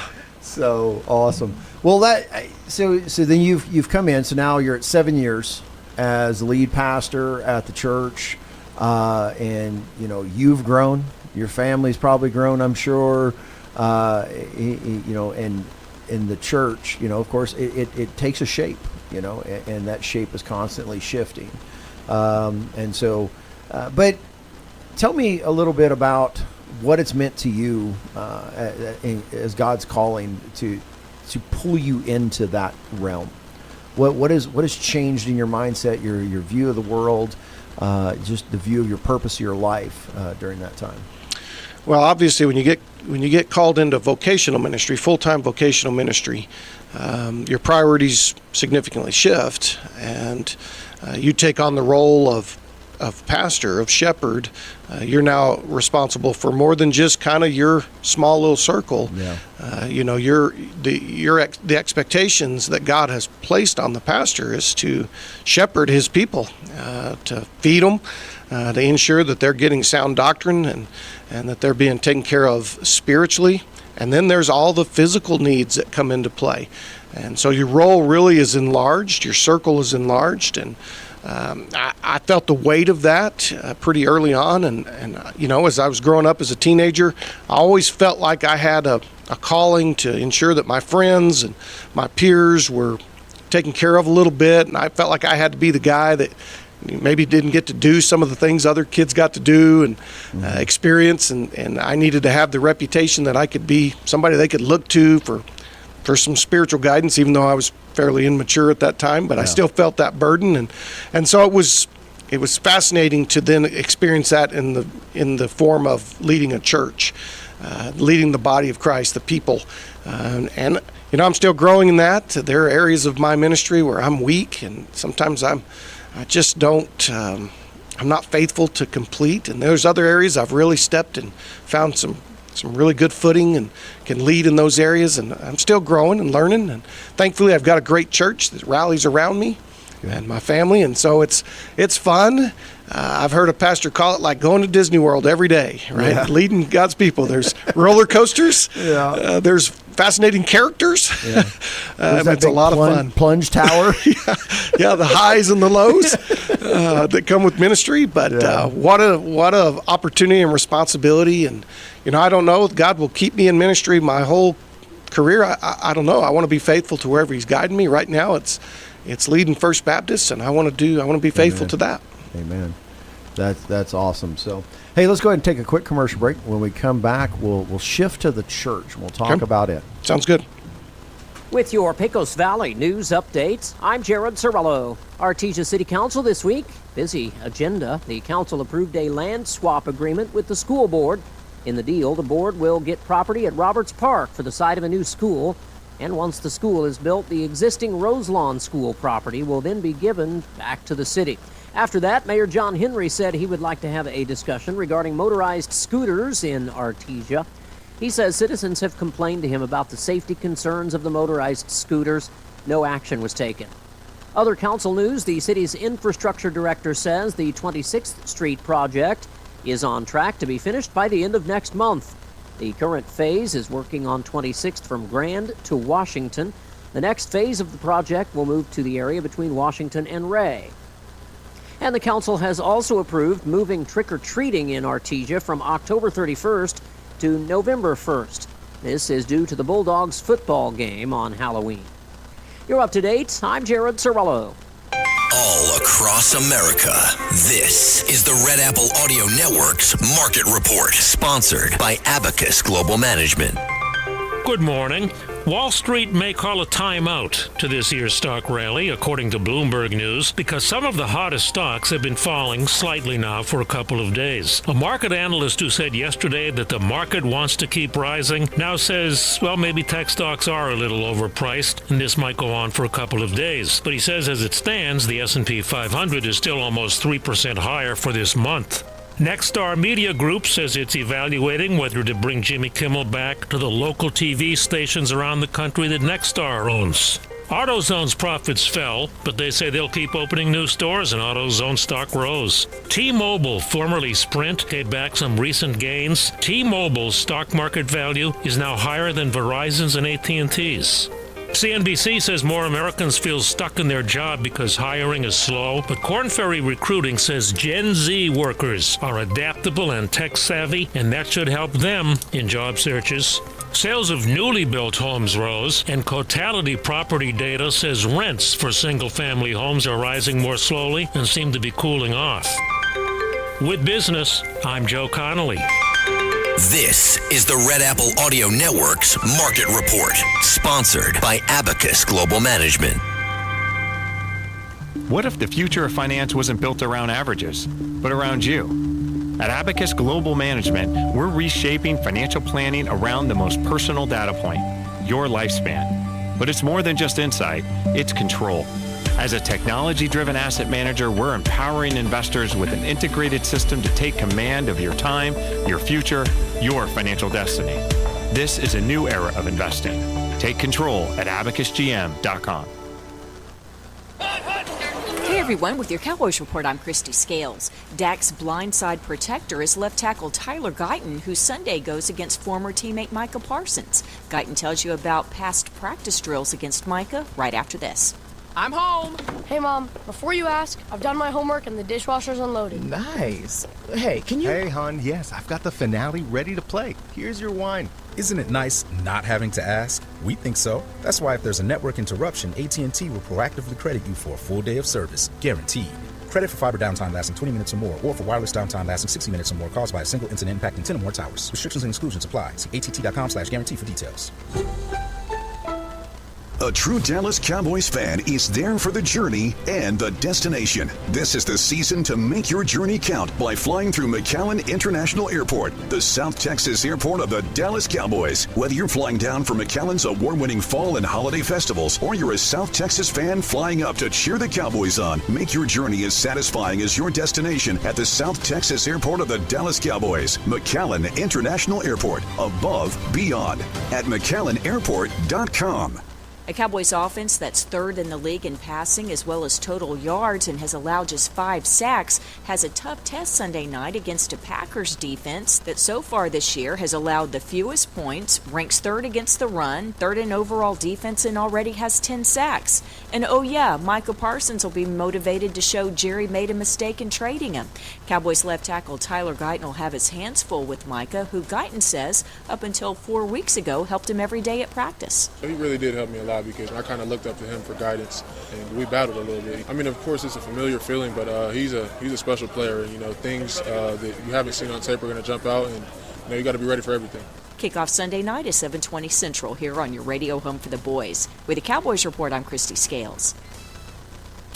I'm meteorologist Jennifer Naramore with your Pecos Valley weather. Dry weather in the forecast of the near term. Our next storm system starting to head in by Friday night and into the weekend. Abundant sunshine area-wide for today, and our high temperatures are right around 85 degrees. Clear for the overnight hours, our low upper 50s to near 60. We're into the upper 80s to near 94 tomorrow with a mix of clouds and sun. Stray thunderstorms Friday night, more scattered storms Saturday. That's your latest forecast. I'm meteorologist Jennifer Naramore.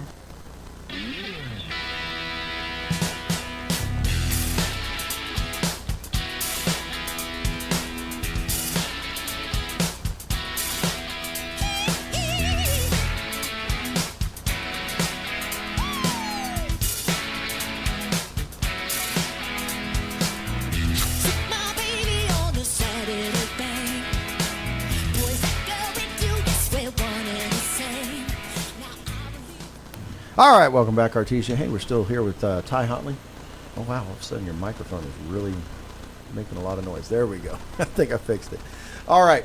Hey, so we talked about you. We talked about your history, who Ty is, and how the Lord's called him into ministry. So let's talk a little bit about the church. So give us a brief history of the church, and then let's talk about the present.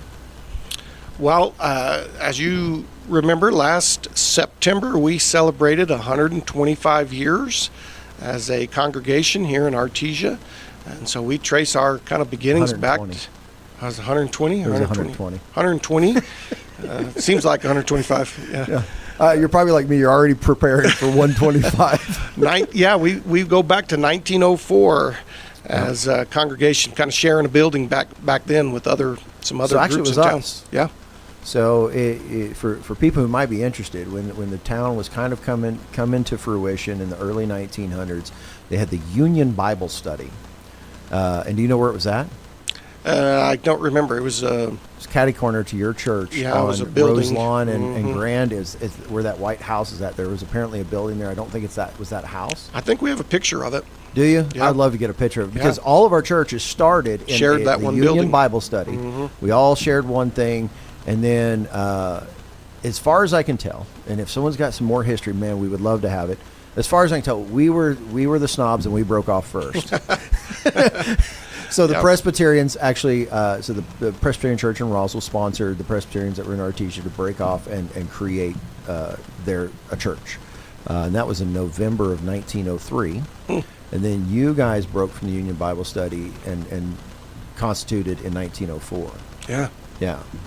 And so right there, we're right next door to each other still. Yeah, still ministering. Yeah, 122 years of You bet. faithful ministry right there across the street. God's good in that way. No street fights broke out at all. No, pretty good fellowship, best I could tell. Best I can tell, yeah. Yeah.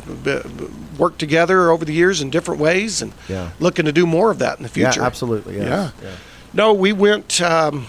Had just a great history here in Artesia as a church, and experienced just all the things that God offered in ministry, and different pastors came through, had some years of just significant growth, and then years of just kind of turning and making sure and being faithful with the few that we had. I mean, all of the above, experienced that over the years, and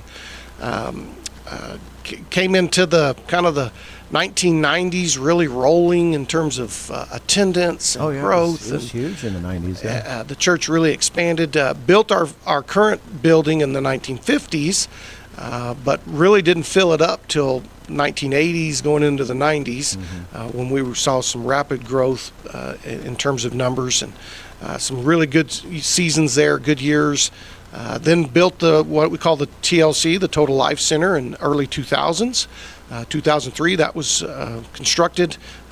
Bought some property there that was formerly the Masons building there on the corner of Richardson and Roselawn, and connected to it with the gym, with the walking track and a weight room and a nice area for families to come and still host birthday parties and do things in our gym and have a basketball league with our kids. And the gym's just been a real blessing to our church and to our community. Have high school sports banquets, and able to partner with the schools here and there, and just a great facility. And that's actually where I got hired on at First Baptist initially, was to kind of oversee the TLC and make sure activities went well and to minister there. And so we still got a ton of things. Every week we've got pickleball in there. We've got a women's Bible study on Thursdays, a Spanish Women of the Word study. We've got a Bible study on Wednesdays at noon. We've got a preschool that operates out of that building. Yeah. And so we're busy all the time, absolutely. things going on. Yeah, that's great. And then on our main building, we've got things going on there all week. Got Packs of Love organization meets in there on Thursdays, and packs food items for kids that have been identified in our school system that might need some extra food assistance over the weekends. And so we've got a group that goes there. We've got community Bible study, which is a women's Bible study that happens on Tuesdays. And so they fill up our facility on Tuesdays. So it's a thriving place, just activity all the time at First Baptist. Yeah, awesome. And so, now how long was your predecessor there? He was there for a good chunk of time. He was... Yeah, Brother Rick ministered for over 20 years as the lead pastor, and really did some incredible ministry here in Artesia. At some point, he was involved in local boards. I know he was on the hospital board at one point. He was part of the Downtown Lions organization. He was just plugged into Artesia. Yeah. He was kind of active across the spectrum in a lot of ways, and so he was kind of one of my mentors as I was brought into the church. He had already officially retired, but he was still ministering and still attending First Baptist. And so he brought me in, and I was able to sit in his office a lot and just learn from Brother Rick tricks and trades of ministry. And I'm thankful for that what he was able to contribute to me. Yeah. And so as you guys have, you're like any other church, have gone through ebbs and flows over that 120 years. Things have come and things have gone. Now you guys, obviously it's probably not a big focus of you, but you guys are part of the Southern Baptist Convention. And so you partake in that. And a lot of people don't realize the Southern Baptist Convention is the largest denomination in the world, and at the same time doesn't really consider itself a denomination. Right. It's a convention of churches that partner with one another for the purpose of the spread of the gospel. Right. I went to an SBC school. Yeah. So, all about cooperation. Yeah, it's a cooperation. Yeah. It's not like other Christian denominations or churches. We don't get directions or We're not told how to operate at the local level. Yeah. We're just involved cooperatively, knowing that we can do more together with the spread of the gospel globally. Yeah. And so First Baptist has, we're connected to, at the state level, the Baptist Convention of New Mexico. And so there's 70-something churches in New Mexico that are cooperatively work together, and we've got a staff up there that we help support financially, and they serve the churches across New Mexico. As a matter of fact, here coming up in October, there'll be a one-day mission trip in Silver City and Tucumcari, where over 500 Baptists from New Mexico will show up in those towns and go door to door with the gospel. And, Amen. And so that's exciting. That's something that our Convention of New Mexico is going to oversee and partner with local churches.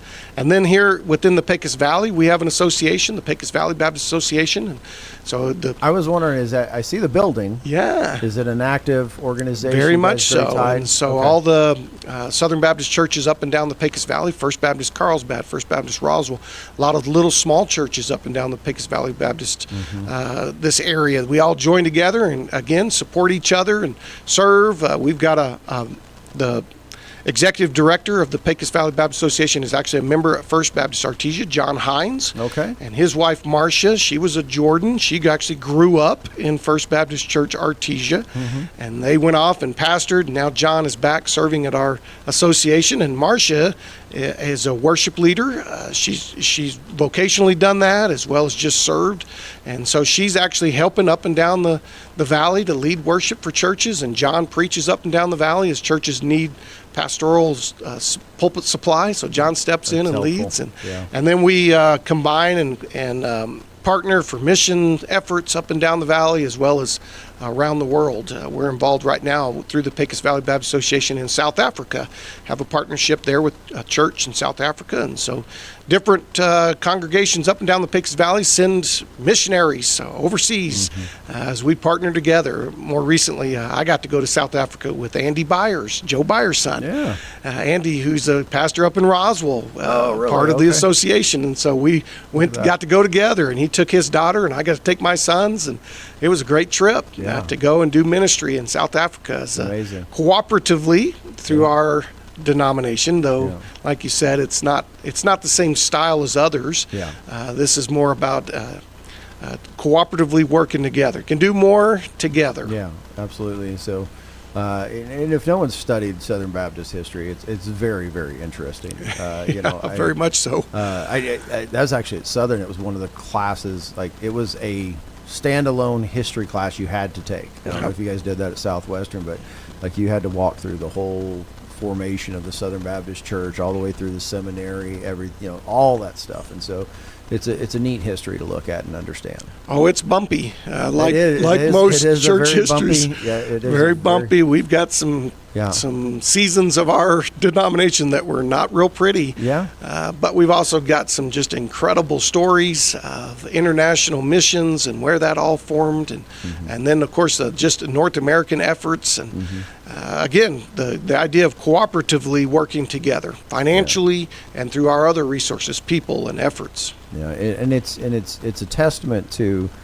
God is going to use who He's going to use through the period He's going to use, and all of us are imperfect men.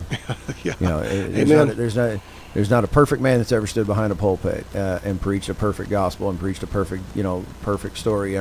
But it's amazing to watch even through all of those ups and downs and flows. And you guys are going through struggles right now. Sure. There's still struggles within the SBC because, all of us, I think, if you're a cooperative, in any kind of cooperative, any kind of denominational structure whatsoever, we're all facing the same thing that our country's facing. You bet. An influx of liberal theology, liberal thought, and it's a battle. But I think what it leads me to, and I wanted to segue into this for the few minutes we got left, is the concept of local missions, right? So we cooperate to reach the world because of the Great Commission. But how often have you found, and I know it's been a big emphasis of mine, is we tend to forget that commission starts here locally. Like so your church was put here, my church was put here so that we could reach Artesia. Right here. Right? Yep. And so depending on the amount of resources and abilities we have, reaching further is great, but this is our mission field right here, right now. So. Yeah, I think a lot of churches have taken on what we call the Acts 1:8 model, which is based on "You'll be my witnesses in Jerusalem and Judea and Samaria and to the other ends of the earth." Yeah, they just land on utter ends of the earth. Well, forget that they're sitting in Jerusalem. and there's some excitement of doing international missions. It is. It's cool. It is cool, and a lot of people are able to take a couple of weeks off of work and be able to travel and go around the world and experience other cultures and take the gospel with them. And we've always said that when we get to do that, and we do that about 2 or 3 times a year, we're able to send people 100 times out of 100, we come back changed people. And we bring the gospel fire that we experienced when we were on mission somewhere internationally right back to here in Artesia, to our Jerusalem, to right here locally. And so we encourage people to go because we know the impact that'll have on them individually. More times than not, the people who go are more blessed than the people they went to. Yeah.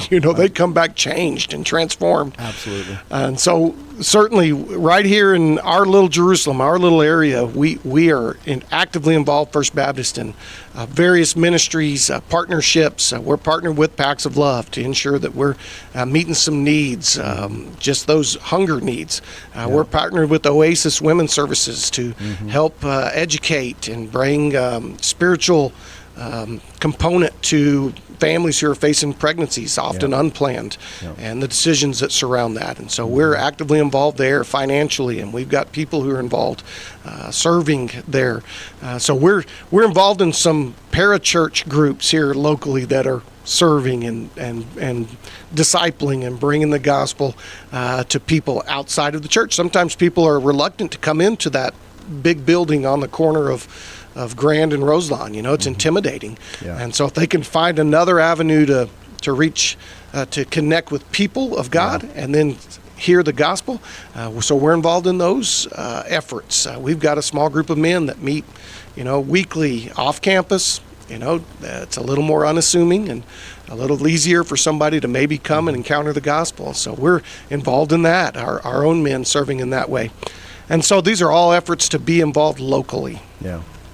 Yeah, I appreciate the fact that you guys are doing that, and it's so important, I think, for us to, and each church different, right? You're sitting in a different resource bracket than I'm sitting in, and each little church in town, and we talk about the community around us, immediately around us. A lot of people tend to focus on physical locality, but also there's community based upon, lifestyle and everything else, and there's so much we can do, and I think one of the promising things Ty and I have spoke about for a while now, and we've got a few other men that are kind of starting to gather around us and join. It's exciting. Is the idea of look, the gospel is the gospel. We have our denominational differences. We have doctrinal differences. Our church services look different. We worship one way. But there's enough gospel unity. I like to use the term mere Christendom, or mere Christianity from C.S. Lewis. Right? Where we can agree, we agree wholeheartedly. Where we disagree, we're like, that's just our take at things. And so I encourage. If you're a pastor out there listening to us right now, reach out to either one of us, and we would love to bring you in, and we'd love to start to bring the body of Christ unified. You've got a real heavy. You guys still doing First One? What's that? No, I got that wrong. The sports ministry. Seek First. Seek First Sports. Yes, you do. Yeah. So you've got that ministry in there. I'm the I'm the political mouth. That won't. But unified. If we put together that forward unified body of Christ, your building's not big enough to hold our Artesia, neither is mine. Yeah. But man, we would love to see every single church in this town jam packed. And we got a few minutes, so I'll close on this. Especially in the light of, I think, what we see as a turning point, a current shift in the world around us. Speak a little bit to what you've thought about over the past couple of weeks. Charlie was a lot of people are saying over him as a political figure, but he's an evangelist. Yeah. The dude gave the gospel constantly. Right. Tell me what what's been your impact on you over the past couple of weeks as you've pondered on this and thought about it, prayed about it? Well, it's an incredible shift, as you mentioned, where the so-called silent majority of America, the Christian voice, has been stifled for some time. And, I've thought about just my own being raised here in Artesia. Not that anybody was intentionally trying to silence the Christian voice, but there was this culture of your religion, your faith is to be private. It's not polite to talk about faith and religion. That was the culture of our youth. You bet. We were just kind of raised to believe that and think, and nobody was being nefarious per se, though I think there were forces in the spiritual realm working. 6. You bet. I think that was happening, and so we kind of grew up in that where, hey, your faith is private. You don't talk about these things publicly. Don't shove your beliefs down other people. That's not appropriate. But what we're finding is that the gospel is transformational in the hearts and minds of everyone. And without it, we won't see significant change in our culture. We can implement strategies that will meet needs. We can have robust debate about the economy or leadership at the political level. But without the gospel, we'll never see transformation in the hearts and minds of people who are just hungry for the truth. Angry about being lied to and misled for so many years. And so we have responsibilities to speak up. Now, we want to do that appropriately. We don't want to do it with anger. No, that's not what that's not the sword we're carrying. And it's not about violence or coercion. It's about letting people see that the world is broken, and we do have the answer. One, I think you said it just a minute ago too, is everybody kind of go, well, don't do politics, do the gospel. Well, if the gospel doesn't affect your politics, something's It's wrong. not the gospel. Something's missing. That's right. It changes everything. It does. Everything you understand about this world is transformed through the gospel, including politics. If the gospel's not affecting your work life, if the gospel's not affecting your politics, if it's not affecting your education, if it's not affecting all of those corners of your life, you don't have it. You don't understand. You're missing it. You're missing it. And I gently try to tell people that's a maturity issue. Sure. Young Christians, I don't expect them to fully embrace that idea and it just immediately strike them. But as you grow in that maturity, that's where we set. We need to grow. The entire body of Christ in Artesia grow into that maturity of we can all be unified. We can all reach this town. There's a large majority of this town that's not worshiping Christ, and it saddens me, because there's such beauty and amazingness in it. And sorry, Ty, but I I just realized I'm running us long. So God bless you, brother. Thank you so much for coming in, man, and I look forward to future talks with you. Yeah, appreciate it, Scott. Thank you. All right. Wilbanks LLC and Wilbanks Trucking Services LLC has over 37 years of experience, from 1987 to 2025, in the Permian Basin oil and gas industry. Wilbanks recently divested out of the rig moving operations to focus exclusively on providing crane services to support the growing demand in the basin. Wilbanks continues to provide quality, expert, and performance-based services to a multitude of customers, with a fleet ranging from 60-ton to 350-ton cranes and locations in Hobbs, Artesia, and Odessa, Texas. We hope that you will consider our team for projects ranging from plant builds, compressor sets, to general site build. Please call us at 575-746-6318 to find out what we can do for you. Wilbanks LLC, your regional expert in the crane world.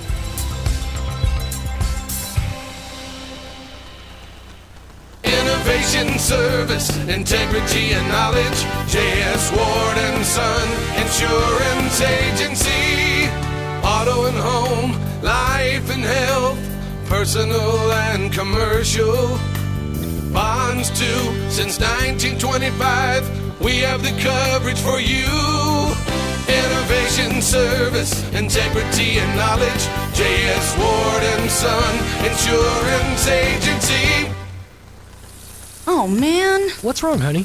Oh, the water softener's out of salt again. I don't have time to get any. Well, then call Artesia Soft Water. They can deliver it and even put it in the softener if you ask them to. And check this out. They also have an app for your phone called Easy Salt. It'll remind us when it's almost out of salt. Oh, of course. I should have known that. I'll call them today. Artesia Soft Water, 575-746-3822. Water, water, water, water, water, water, water, water, Artesia Soft Water. Looking to buy or sell a home in Artesia? Trust the team that knows this town best. Lois Oliver Real Estate.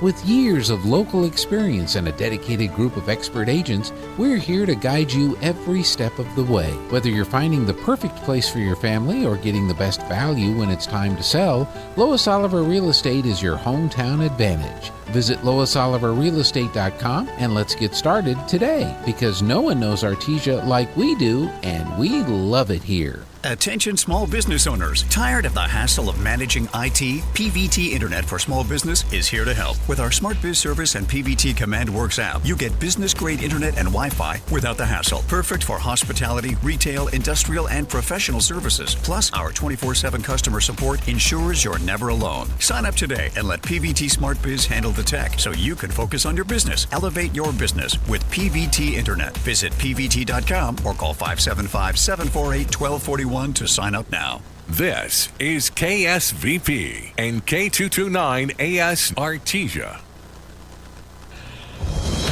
Breaking news this hour at Town Hall. I'm Bob Agnew in Washington. The widow of one of the victims in the mid-air collision near Reagan National Airport in D.C. earlier this year is suing both the government and American Airlines.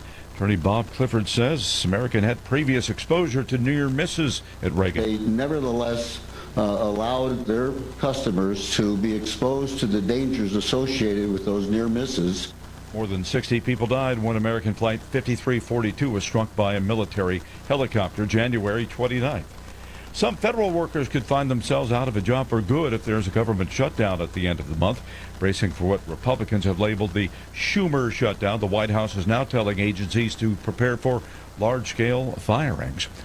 Tax expert Lauren Stewart with Americans for Prosperity says the only reason Democrats are refusing to pass a so-called clean CR, that one would continue status quo spending and avoid a government shutdown, is because they hope that shutdown will make Republicans look bad. Number one, the reason that they're asking for anything is that Republicans in both chambers put forth a clean CR simply to keep the government open. This is the same exact bill that Democrats voted for just 4 months ago. That is Lauren Stewart with Americans for Prosperity.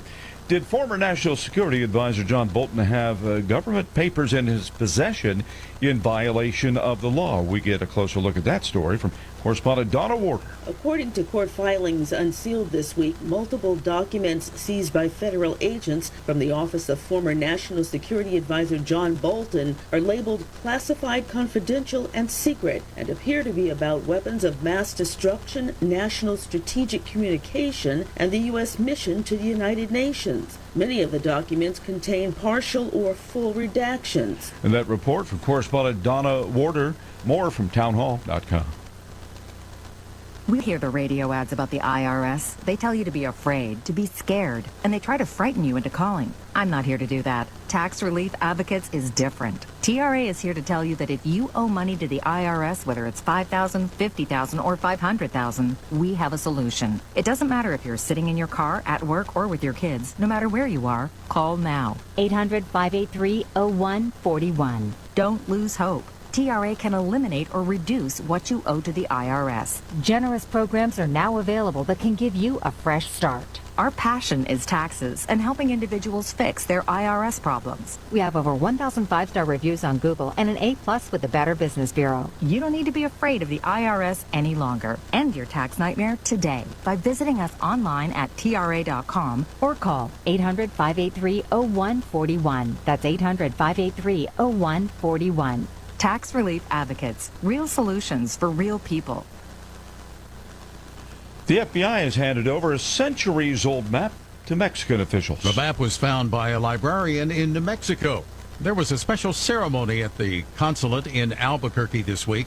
The Villa de Santa Fe map had been part of Mexico's archives until it was discovered missing in 2011. The map shows the Spanish province of Nuevo Mexico including locations of rivers and Spanish settlements. Historians talked about the significance of the map, saying it provided key documentation of the Camino Real, a 600-mile route that once served as a lifeline between Mexico City and Santa Fe. John Scott reporting. Starbucks is closing hundreds of U.S. and Canadian stores and laying off some 900 non-retail employees. That's so it can focus resources on its turnaround plan. The Seattle coffee giant says it's closing stores that don't seem to have a path toward financial stability. Breaking news and analysis at townhall.com. A former French president found guilty on a key charge but acquitted of others in a case regarding Libya. A court in Paris has found former French President Nicolas Sarkozy guilty on a key charge, but the court has also acquitted Sarkozy of other charges in his trial for the alleged illegal financing of his 2007 presidential campaign with money from Libya. The court is still detailing its ruling and hasn't immediately sentenced Sarkozy. This correspondent Andrew Stewart. The U.S. economy expanded at a surprising 3.8% rate from April through June. That's a dramatic upgrade of the government's previous estimate of second quarter GDP growth. U.S. jobless claims applications fell to their lowest level in 2 months last week, down by 14,000 to a total of 218,000. The 4-week average declined by 2,750. You'll find more of these stories at townhall.com. Today's KSVIP is Jess Holmes. Jess is celebrating a birthday on Saturday. Happy birthday to the best husband in the world. You make 86 look good. With love from your wife, Connie. Today, Jess, you're going to receive a flower from Nell's Floral and KSVP. Today's KSVIP, Jess Holmes.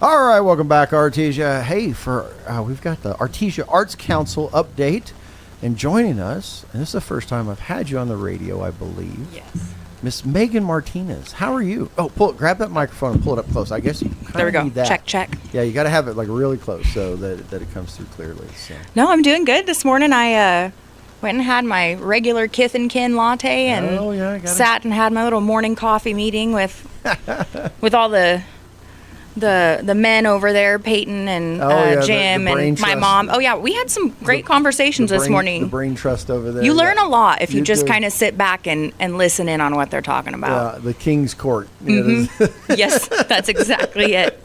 But you do. You learn some stuff. They have some awesome stuff. Yeah. They do. But no, yeah, so I'm here for the Arts Council. The Oil Patch Market, we are doing this Saturday. The vending times from that, we moved it up a little bit earlier so it doesn't go as late. So 5 to 8 p.m. is the time for you to come down to the Derrick floor, shop. 5 to 8 p.m. 5 to 8 p.m., yes. On Saturday. Saturday. Yes, there's a lot of stuff between soccer and all of that earlier in the day. This gives you an opportunity to come out in the evening with your family, get dinner, shop from your local vendors, and just kind of enjoy your time downtown. Absolutely. Awesome. So, and then the next one is, oh my gosh, October 10th second Saturday in October. Second Saturday in October. Yes. Okay. We're still figuring out times on that. We may do the same, but we're going to kind of watch weather. Yeah. See what that looks like. So you'll be able to find updates on those times and information on the social media accounts or on our website. Okay. Yes, at Artesia Arts Council. And if you want to sign up to be a vendor, just email the email hello@artesiaartscouncil.com. There you go. And so that's how you'll apply. That was an easy email to create so that anybody Super can have easy. it. Super easy. Get a hold of us. So tell us a little bit. So for those who are following, who do know, so the main streets, or the oil patch market was something the main street was doing. Yes. But now it's shifting over to the Arts Council. For the next couple of months, yes. The next couple of months. Tell us why. Tell us what happened. So, guys, during Red Dirt Black Gold. Red Dirt Black Gold, which you all know that Saturday was a little crazy for us behind the scenes. But when we were doing our shift to move the bands and everybody over to the Ocotillo, get out from lightning strikes and everything, we were all kind of shoved in there. But the roof started excessively leaking. And we at one point had a popcorn machine underneath water pouring underneath to try and catch it. Yeah. So I couldn't understand the popcorn machine when you told me about it. No, it's literally just like a bucket. It was a high standing bucket to try and catch this water falling. Oh, wow.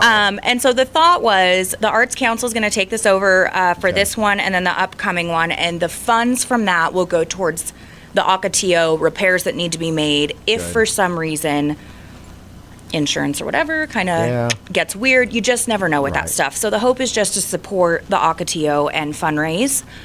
So if you want to come out Saturday and just, I'll have a little tip jar or something if you want to pop in there to help support.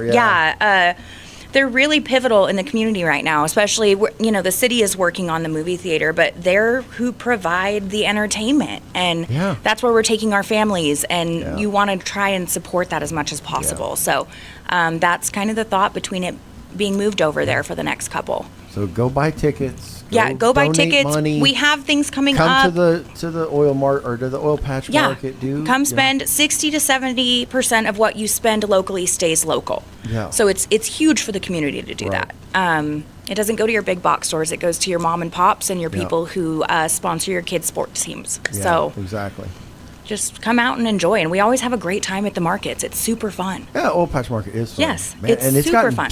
It's gotten much bigger this year. Yes, like, people are used to coming out now. For those of us who are coming out as vendors, like we're like trying to show up earlier and early because like to get a spot sometimes like it's a you're hustling around trying to find a good spot. I know so many vendors are coming. Which out. it's so cool to see the growth. When Morgan started it years ago, it was small. Yeah, people just weren't used to it, but they're excited to go and spend the time and be there. And I love that the vendors enjoy being there. That's so huge. There's food now. Everything, plenty to drink. Everything. We had henna tattooing last time. Really? I missed that. Yeah, there was henna, a girl out there doing henna. It was a teenager. And what's really cool about the markets and the way that Morgan had set it up years ago is if you are a nonprofit or you are a kid, you are 18 and under, you are a young entrepreneur, you don't pay.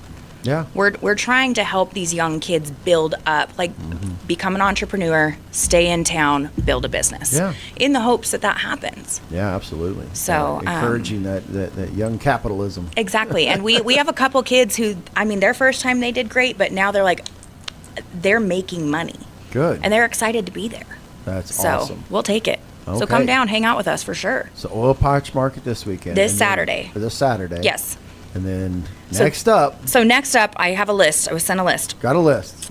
So next up is our 50th annual Art in the Park. Yeah. That is October 17th and 18th. Got it. Super excited. We are still accepting vendors. Now, food-wise, we're getting pretty full. Okay. Vendor-wise, we still have a ton of space. So you'll just contact the Arts Council or email the hello@artesiaartscouncil.com to apply, get information. There's also on the website links and buttons where you can just apply on there and pay. Yeah. So it cuts out the middleman. It makes it easier on all of us behind the scenes. We are having Runyon Ranch Petting Zoo come down, so they will be here for Art in the Park both days, which is, I'm pumped. I want to hold all the little animals. It's very exciting for me. Just if you see me walking around with a goat, I will return it. It's just. But it's just like an emotional support goat as we run around. Yeah, we all need one. We all need an emotional support goat. We're having another foam party. So at Red Dirt Black Gold, there was the foam party, huge hit. So they're I don't understand why, but the kids, my daughter, I mean, I was getting pictures while I was running around. She was soaked from head to toe. Thankfully, she's an organized child, and she brought a second set of clothes. She Look knew. at that. She knew. She was ready. But I mean, full. So your kids didn't really need a bath that night. They were scrubbed. Yeah, they were scrubbed. So the foam party, we're still doing the cakewalk like we've always done. They're hosting art classes out there at the park. Awesome. So you'll be able to do art while you're out there, which we're thinking the weather's going to be great. So, and then we're going to have live music all weekend. Okay. So it's really Local kind bands, of I'm a full immersive experience. Yes. Cool. And so what's the dates on that again, real quick? October 17th and 18th. So that's a Saturday, Sunday, or Friday? Saturday. Friday, Saturday. Friday, Saturday. What are the hours we're looking at for that?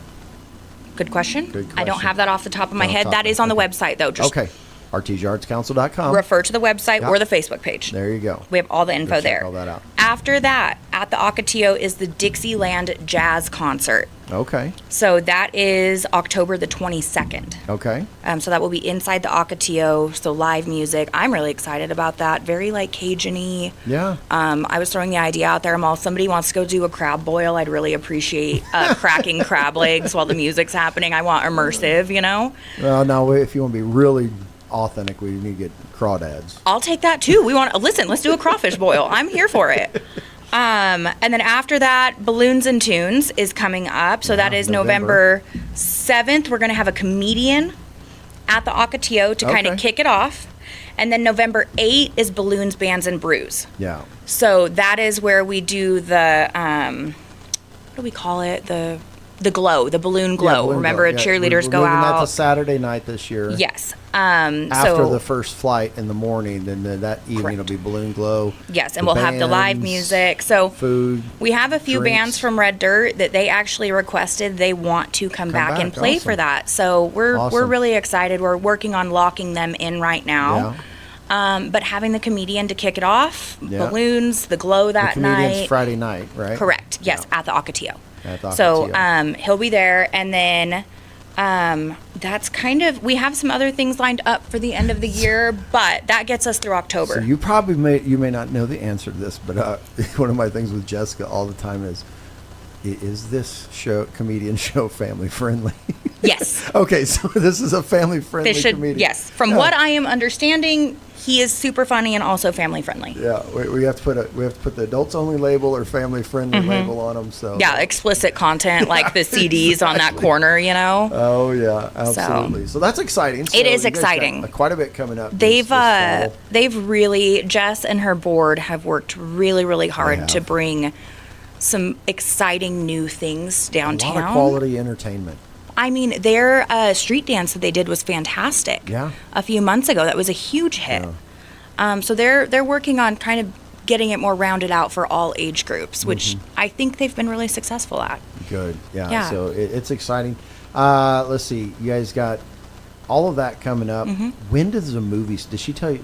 So I know that we are discussing doing movies. Okay. I don't know. She had a hard date on that one. We don't have a hard date yet, but we are going to be offering movies as a stand-in until the movie theater is going. Yeah. So we'll be doing one day a week. Don't quote me, but I think it might be like Sunday matinees, so after church services is what we're looking at. And just affordable. Take your family to go watch a movie. We have the popcorn machine. It will be dried out from catching all the rain. I swear we're gonna sanitize it. Sterilize. It will be sterilized. We will have the fresh popcorn, but just something for you and your family to do in the afternoon. You know. Yeah. So working on trying to become pretty inclusive. Yeah. That was the right. Am I saying it right? Right. For just everybody wanting to come and spend time. So. Awesome. Yeah.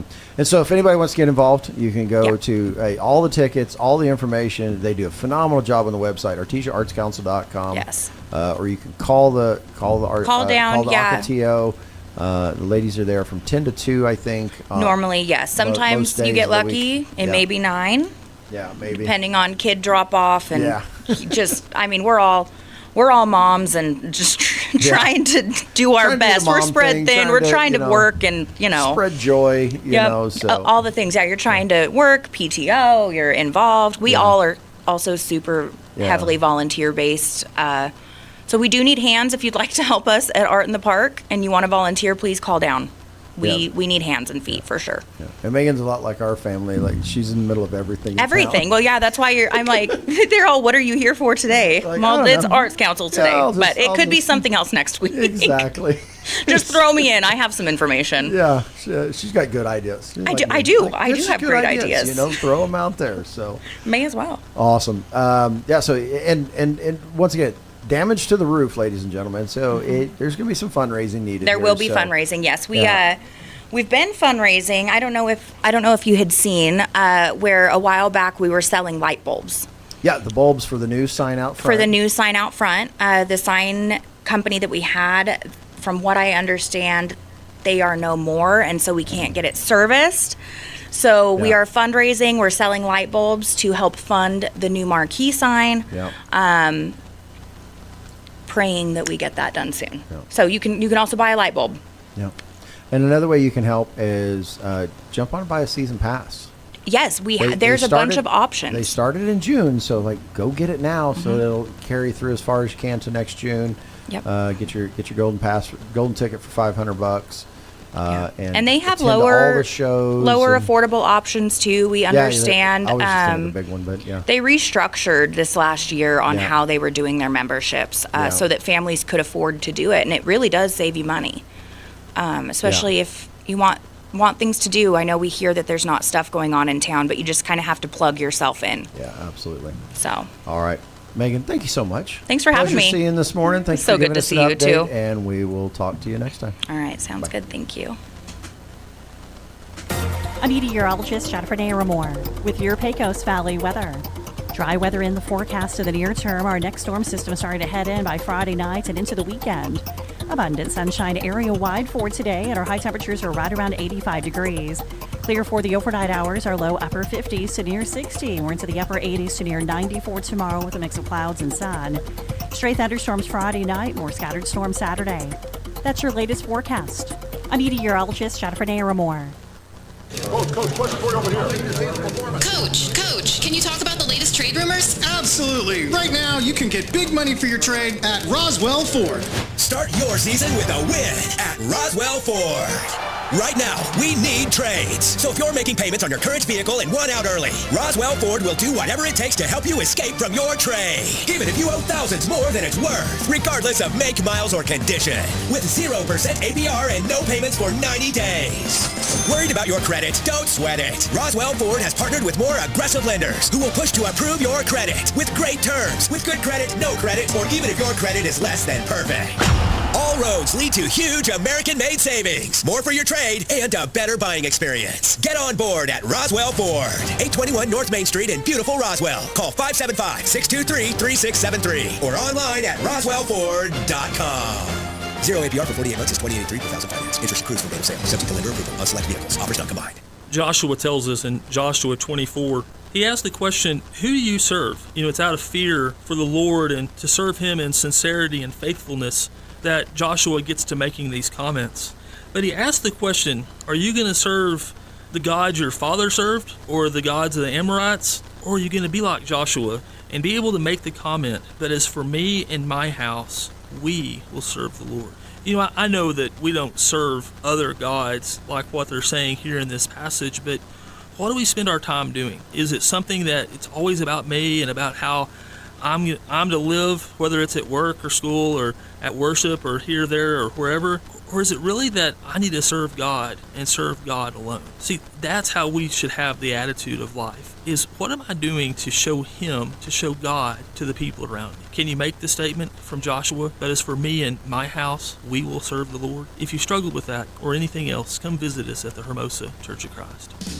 Jennifer here at Trustmark Roofing and Windows. And did you know that we get a bunch of service calls per year from people who didn't even hire us? That means they originally hired someone else to replace their roof, windows, or gutters. Then later, when a problem popped up, they tried to call their contractor back to help, only to find out that the contractor has ceased to exist. They're gone, done, out of state, out of business. At Trustmark Roofing and Windows, we have serviced southeastern New Mexico for 20 years. As a second-generation contractor, we have serviced our area through many major hail and windstorms. We have customers who are the kids of customers that we've serviced many years ago. We will be here when you need us, period. For roofing, gutters, or windows, visit trustmarkroofing.org or call Trustmark Roofing and Windows 575-755-ROOF. That's 575-755-7663. Trustmark Roofing, we put people first. Supporting Artesia General Hospital means supporting our community. Renewing the mill levy keeps healthcare close to home with state-of-the-art technology, hospital upgrades, and expanded services that benefit every Artesia family. From surgery and women's health to local jobs, your yes vote makes the real difference. Vote yes to renew the Artesia General Hospital mill levy and keep quality care right here at home. Learn more at artesiageneral.com/2025-mill-levy. Attention high school students and parents. Now is the time to make your plans to come visit the most affordable university in the Southwest, Eastern New Mexico University. ENMU is hosting our annual high school open house preview day on Saturday, October 18th. Come learn about scholarships, discover majors, talk with current students and faculty, and win some great prizes. Sign up today at enmu.edu/open house.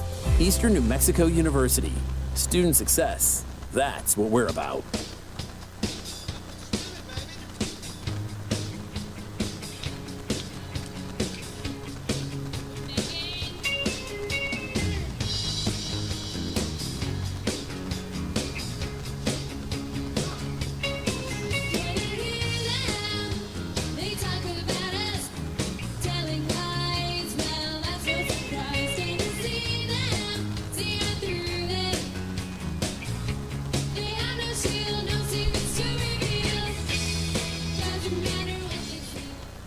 All right, welcome back, Artesia. Hey, we're joined via Zoom by Mr. Aaron Irving. How you doing this morning, brother? I'm doing well. How about you? Hey, I'm getting along, man. Just right. enjoyed watching this morning on my news feed is watching Trump lambaste the UN in only the way that Trump can. Yes. it was, and of course, the liberal media is like, oh, look, he's such an embarrassment. And I'm sitting there going, it's about time somebody just tell them, you're not really needed. And in fact, you're kind of a pain in our neck. Yeah, I think we could save a whole lot of money if we weren't involved with them anymore. Yeah. Well, obviously, they need more money. Their escalators and their teleprompters don't work. Because all of them are pocketing all the money. So. Oh, that is, man. How much truth is there in that? We could do a whole hour on the corruption within that organization and the money they're taking and spending. Yeah, and some of that money is going to the disinformation that happens in our country to. Not that and the third world invasion of the Western world is being funded by the UN. Yes. Right, so we were all wondering who financed all those caravans of hundreds of thousands of people walking up through Central America, and now we know. Yeah, we did because we did because we give all money to the UN. And they passed it on. Oh my gosh, yeah. Anyway, all right, man, give us a good joke to lighten the mood because we'll just get angry if we keep talking about that. All right, a policeman's driving past a roadside apple stand when he notices a sign. Apples, $10 a bag. Apple seeds, guaranteed to make you smarter, $20 per seed. He pulls over and informs the vendor that's fraud and false advertising to make absurd claims like that. No, the vendor tells the cop, my apples are a special variety, a scientific miracle. Just buy one seed, eat it, and you'll notice an increase in intelligence. If not, I promise to refund your $20. All right, said the cop. If this doesn't work, I'm shutting your operation down. He hands over a $20 bill and takes the seed, chews it up, and waits for it to kick in. After a few moments, he says, even if you're not lying, I could have bought a whole bag of your apples and had enough seeds to last for months. Ah, yes, said the vendor. It's working already. Absolutely. We learn in every lesson. Oh, my goodness, man. That's funny. Hey, why don't you give us a market report, and then we'll talk on the other side. All right. This is Aaron Irving with LPL Financial, member of FINRA and the SIPC, bringing you your mid-morning stock market report for Thursday, September 25th. Stocks fell again today, bogged down by a further pullback in Oracle shares as well as a jump in interest rates. The S&P 500 was 0.4% lower along with the NASDAQ composite, while the Dow Jones Industrial Average dropped 0.1%. Oracle shares slid 3%, putting the stock on track to post a third straight day of losses as questions over the state of the artificial intelligence trade lingered. Market action appears to be reflecting concerns about record high valuations and potentially risky circular relationships in the AI industry after some recent deals. Through yesterday's close, Oracle, which led the latest leg of the bull market, is off more than 10% from its recent high. Today's decline was partly driven by a sell rating issued in new coverage by Rothschild and Company Redburn, which predicted a 40% pullback because the market materially overestimates how much Oracle's recent AI deals will boost the company's core cloud business. A jump in yields added to the selling in tech shares, causing investors to take off some risk. The 10-year Treasury yield neared 4.19% after data on initial claims for unemployment insurance came in lower than expected. First-time filings for jobless benefits were at a seasonally adjusted 218,000 for the week ending September 20th, according to the Labor Department this morning. That's below the 235,000 economists polled by Dow Jones had estimated, and 14,000 less than the previous period's revised initial unemployment claims, which had also eased after seeing a brief spike the week before that.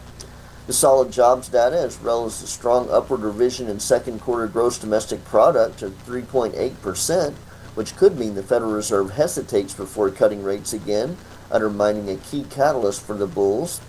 Investors are also cautious ahead of the Personal Consumption Expenditures Price Index due out tomorrow morning and are monitoring developments regarding a potential government shutdown. If the government were to shut down, that could mean mass firings in the federal government, as the Office of Management and Budget has said in a memo that agencies should prepare reduction in force plans, according to NBC News. Currently, the Dow Jones Industrial Average is down 105 points to 46,016. The S&P 500 is 34 points lower at 6,604. And the NASDAQ composite is off by 114 points at 22,383. West Texas Intermediate crude is down 34 cents a barrel to $64.65. Stocks of local interest, HF Sinclair is up 73 cents a share to $53.94. Walmart is 10 cents higher at $102.83 a share. Apple is up $1.34 a share to $253.65, and ConocoPhillips is 75 cents higher at $96.38 a share. This is Aaron Irving with Oakley & Irving Wealth Management, serving business owners and energy industry professionals in the Pecos Valley and beyond. You can find us at oiwealth.com or at our offices in Artesia and Carlsbad. You can call us at 575-887-7075. All indices are unmanaged and may not be invested into directly. Securities are offered through LPL Financial, member of FINRA and the SIPC. All right, so let me get this straight. Unemployment's down, lower than they expected. So that means employment's up. Let's put it the right way. Right. And companies are making more money, so maybe we don't need to cut the interest rate anymore. Is that what I took out of that?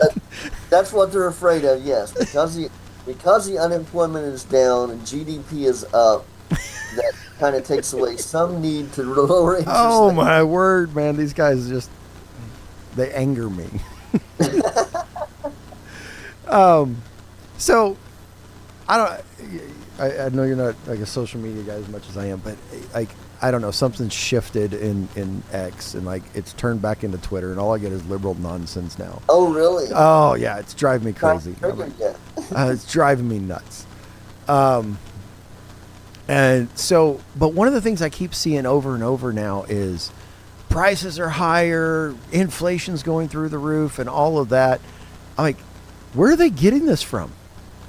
Yeah, because and of course inflation is still a little bit higher than the 2% that the Fed's mandate, but it's not crazy like it was during the last administration. Of course, we're building on top of those big price increases that happened then. Yeah. But energy is still way down. and the regulations take a little time to go into effect. But where does someone go to find, like, is there like a running cost of living index anywhere that someone can look at? Or is that something just like that gets calculated a certain once a year type thing, or? Well, it's a monthly thing. The consumer price index, producer price index is kind of the cost of the inputs in the economy, and the consumer price index is kind of the inflation gauge. Okay. But I was like, because no, I don't think like my dollar. It doesn't seem like my dollar is necessarily going any further than it has been in the past, but it does seem at least to have stopped. Like I feel like, okay, now I can breathe. But I look at all of that and I go, it's almost like it really doesn't matter what the real numbers is. Right. It's all about how it gets spun and sold in the media as to how it really affects the consumer confidence, I guess, is the way you would look at that.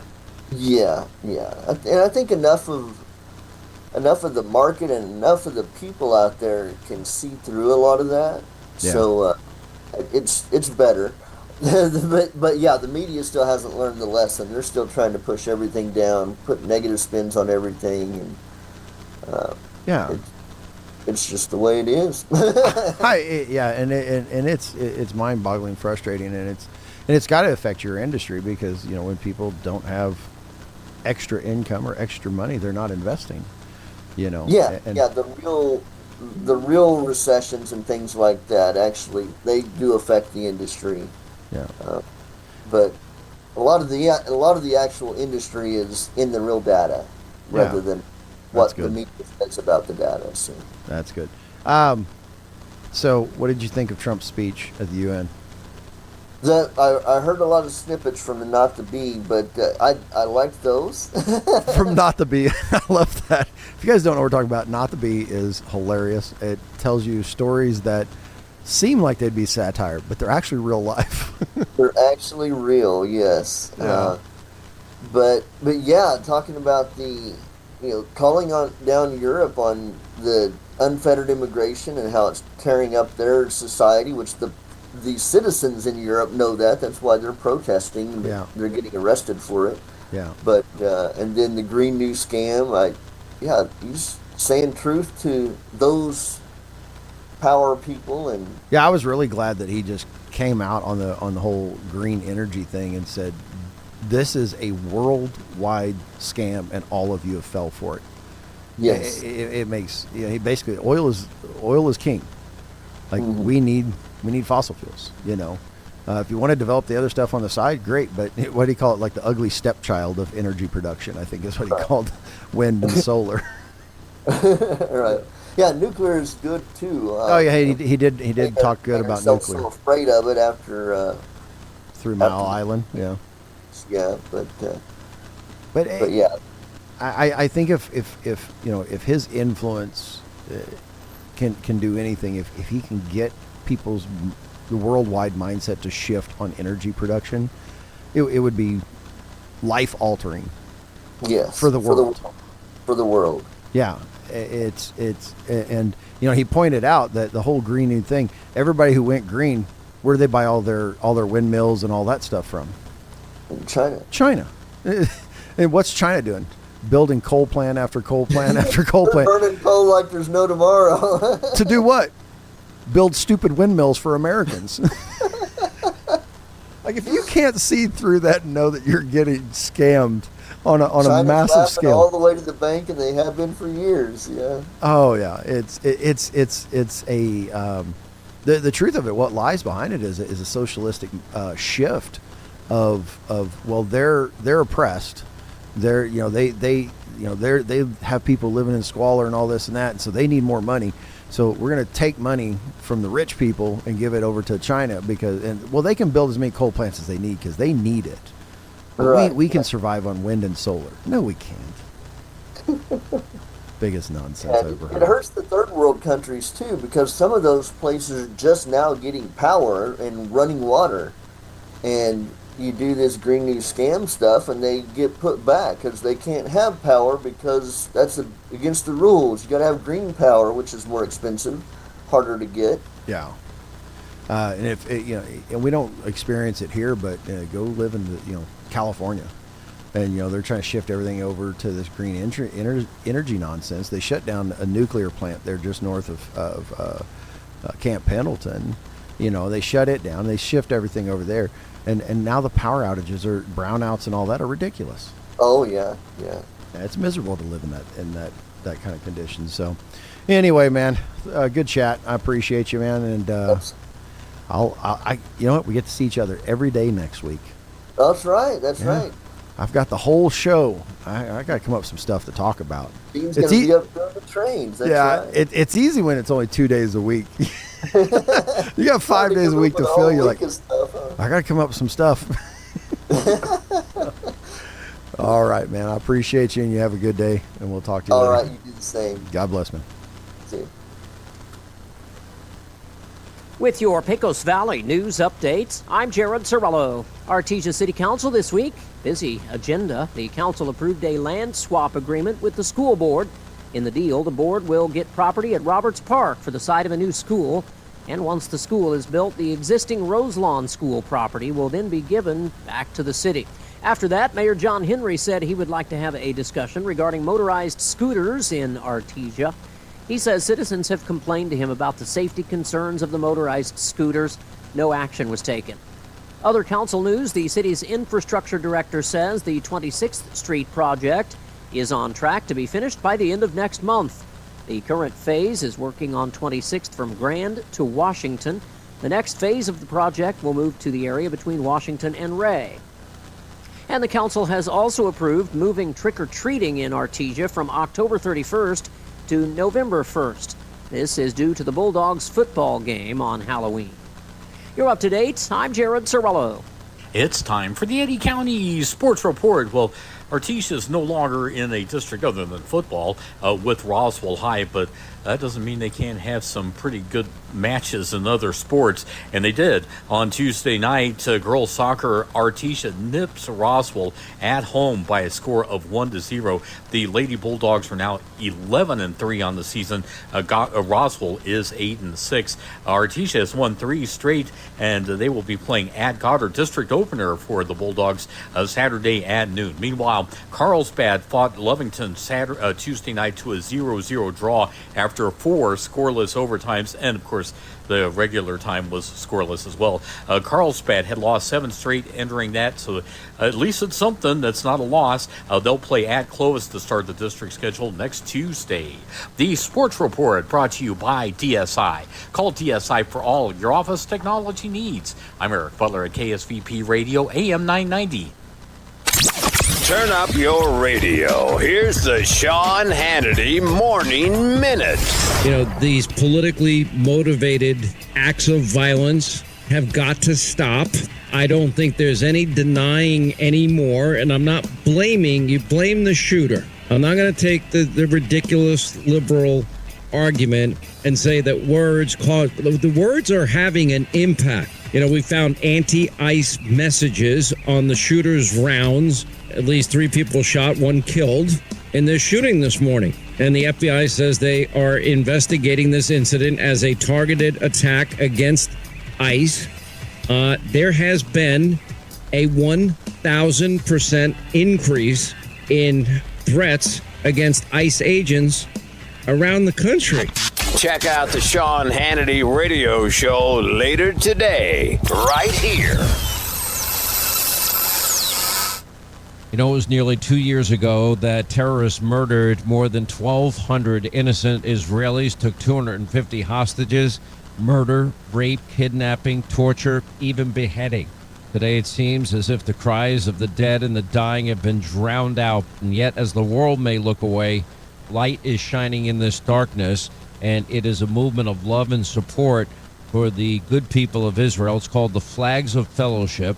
It's organized by our friends at the International Fellowship of Christians and Jews. And on October the 5th, just a few weeks away, millions across America will prayerfully plant an Israeli flag in honor and solidarity with the victims of the October 7th, 2023 attack and their grieving families. Now, you can be a part of this as well. Get information, and you can join the Flags of Fellowship Just go to the fellowship online at ifcj.org. That's ifcj.org today. I'm meteorologist Jennifer Naramore with your Pecos Valley weather. Dry weather in the forecast of the near term. Our next storm system starting to head in by Friday night and into the weekend. Abundant sunshine area-wide for today, and our high temperatures are right around 85 degrees. Clear for the overnight hours, our low upper 50s to near 60. We're into the upper 80s to near 90 for tomorrow with a mix of clouds and sun. Stray thunderstorms Friday night, more scattered storms Saturday. That's your latest forecast. I'm meteorologist Jennifer Naramore.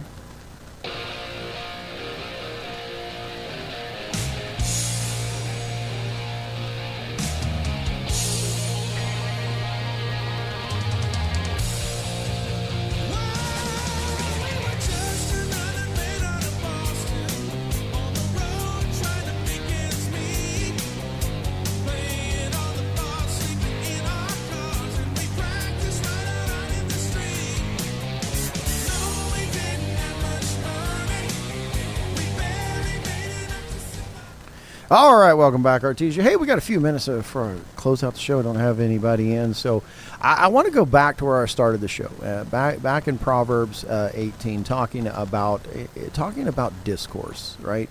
The need for us all to engage in and have civil discourse across the table, right? Every single one of us has a lens through which we see the world, right? We call it a worldview, and and that worldview shapes how we engage with every single topic. When I was talking with Ty in the second hour, we talked about this is for those who are Christians, those who are in Christ, our worldview simply should be this: is that the gospel is the center point of all of our thought. It should how we see Christ and how we follow Christ, and we receive His redemption. We receive His grace. We understand that He was the Redeemer, God in flesh, that came to this earth to change and to redeem the world from the sin that so captivates it. So when we look at that, there's no part of life, there's no part of the world that doesn't touch. I made a post on Facebook a couple days ago, and I had someone respond back to me and engage in it, and they say that, well, religion doesn't belong in school, and should only be about facts. Well, there's an issue with that. There's a big problem with that. It's the assumption. It's a beginning assumption, a first principle that says that facts are somehow neutral and that they're indisputable.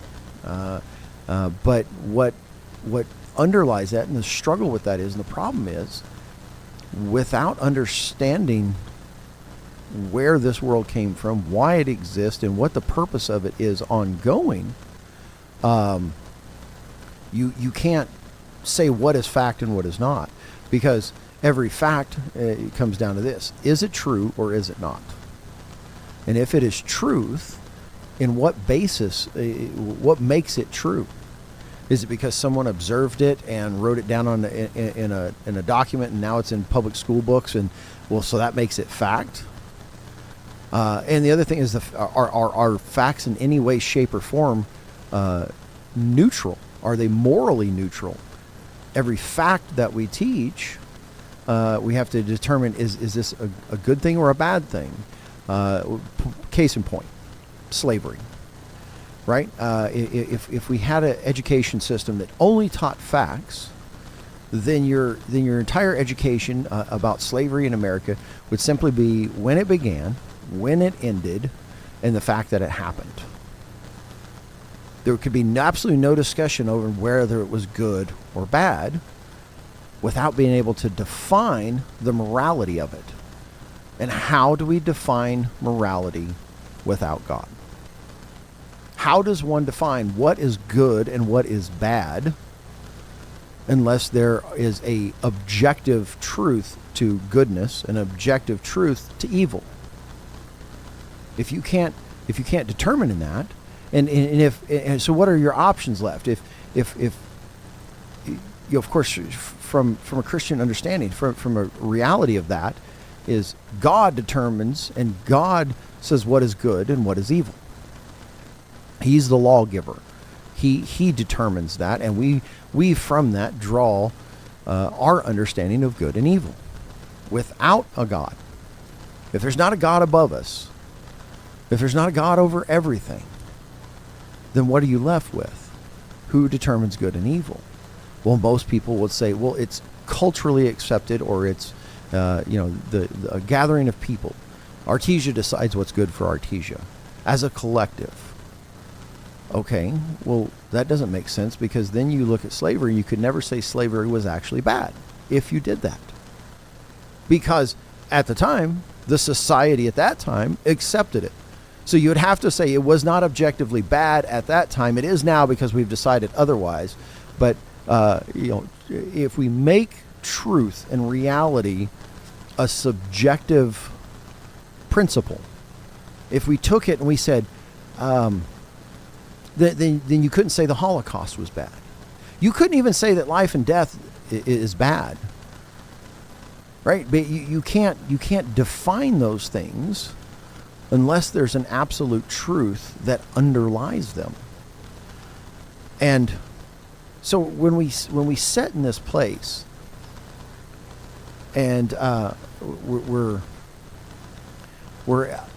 and we want to look at everything in a subjective manner, what tends to happen is we say, well, there's neutral ground upon which we can meet.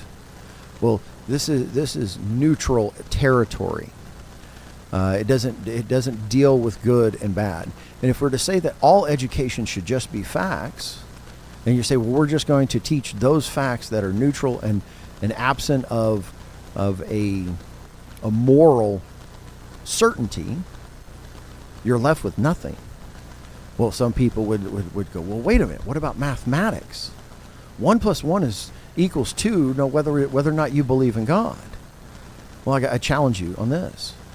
Define 1. What is 1? I know that seems very philosophical, and it is. But you can't define 1 without utilizing the concept of 1. So it has to be that God created the world in such a way that 1 will always be 1. And it's essentially almost undefinable, because we're stuck in this dilemma of going, what holds the whole universe together? What holds everything together? Well, people go, well, the laws of logic. Well, if you say the laws of logic tell us this, then we're in a position of going, well, okay, you're calling that a law. Who gave that law? Is that law just something we observed? Could that law change? Could logic change? Could the act that A is not B, could it one day be that A is B? So someday 1 could be 5. And I know that it sounds a little weird, but that is the dilemma that we're stuck in. And it's the dilemma we're caught in. Without being able to define creation, or the start of the universe, let's put it that way. If we can't define the start of the universe and understand exactly what it is, we in the past 100 years, we've probably had a multitude of explanations of where this universe came from. Why this Earth is so perfectly fine-tuned that life exists on it and not Mars or Venus. Right? We are not a cosmic accident. We didn't get here by chance. So, understanding that and rooting everything we believe and understand in that truth, right? Then it paints how we see the world around us. And if your concept of how you see the world is that, well, everybody has their own truth, and you're no better than them, so you can't say that their truth's less truthful than yours, then we're left with absolute chaos. We're left in a position where we can defend nothing, because everything you know could be contraindicated by something you don't know. The only way to know for sure that we know anything is to know the one who knows everything. That's the answer. That's the concept. All of us presuppose things, and those things are usually fed to us from an early on age, and for most of us, most of life, you go throughout not even questioning them. It's when you do begin the process of questioning what it is you believe to be true and why you believe it to be true, and is it consistent with all other things you know to be true, that's when your mind is opened. That's when you're set free from the captive of false ideologies. That only happens through discourse. That happens through engaging with people you disagree with. There's a multitude of views on just about anything and everything in this world. Coke or Pepsi, Ford or Chevy, right? There has to be an examination of why you believe that. Why is it that you hold to these truths to be self-evident, I guess? That's the beginning of our declaration. We hold these truths to be self-evident. They're so clear. And that's what we have to do. We have to return back to first principles and examine them with one another. And then, as Proverbs tells us, our soul may be crushed in that. Because when you've held something so close to be so true for all of your life, and you've never bothered to examine any other position on it, but you've held it to be self-evidently true and not said why it's self-evidently true, that's when change, that's when real growth happens. And we need that as a society. We need that across the board. We need to see that the gospel is the center point, the creator. Christ is called the Logos in John. Logos, obviously, from what is that? Logos is the word. Logos is truth. It is the basis of logic. So God is the center of logic. And I'm willing to discuss that with anybody. I'm willing to have that debate. I'm willing to have that conversation with you to help you to see and understand. And you may walk away not agreeing, but it doesn't make it any less true. Well, I got a few seconds left. I got to sit back and I always got to do my math, subtract it out. But yeah, so I've only got a few seconds left. Artesia, love you guys. Can't wait to be back on with you all next week. A lot of talking to do, and we'll see you then. God bless. The City of Artesia is proud to announce that we've renewed our agreement with Trans-Aero Medevac. This means that Eddy County residents are automatically enrolled in Trans-Aero's free air ambulance membership program, ensuring there are no out-of-pocket costs that need to be paid if you're flown to a hospital by Trans-Aero. Remember, this benefit only applies to Trans-Aero Medevac. To receive this benefit, ask for Trans-Aero specifically in a medical emergency. For situations where you cannot speak, make sure you have your Trans-Aero membership card alongside either your ID or health insurance card. This will act as a request for Trans-Aero Medevac. You can print out the membership card on the City of Artesia's website. In life's most critical moments, Trans-Aero, the City of Artesia, and our partners stand ready to help when you need it most. If you're an Eddy County resident, take advantage of this free benefit and make sure you fly with Trans-Aero Medevac. Don't miss this week's bargains at Fens Country Market in Artesia. Select jars of Classico pasta are 2 for $5, and select boxes of Food Club cake mix are 97 cents each. In produce, 6-ounce containers of blueberries, blackberries, or raspberries are 97 cents each. And in the meat department, family packs of 80% lean fresh ground beef are $4.29 a pound, and family packs of fryer drumsticks or thighs are 99 cents a pound. These are just some of the bargains this week at Fens Country Market in Artesia. When was the last time a bank asked you about your needs or your goals? When you're a member of Artesia Credit Union, you get to use your money for something more important than fees and finance charges. You get to use your money for you. Membership is open to anyone who calls New Mexico home. Become a member of Artesia Credit Union today and see what your partners can do for you. North 5th Street in Artesia or online at artesiacu.org. Artesia Credit Union, member NCUA. Did you know that God values relationships? At Faith Baptist Church, we exist to begin, build, and broaden a relationship with God and with others. We want a relationship with God through faith in His Son, Jesus Christ, as our Savior. And we also want a relationship with others in a healthy biblical community. Come join us as we strive together to go from where we are to where God wants us to be.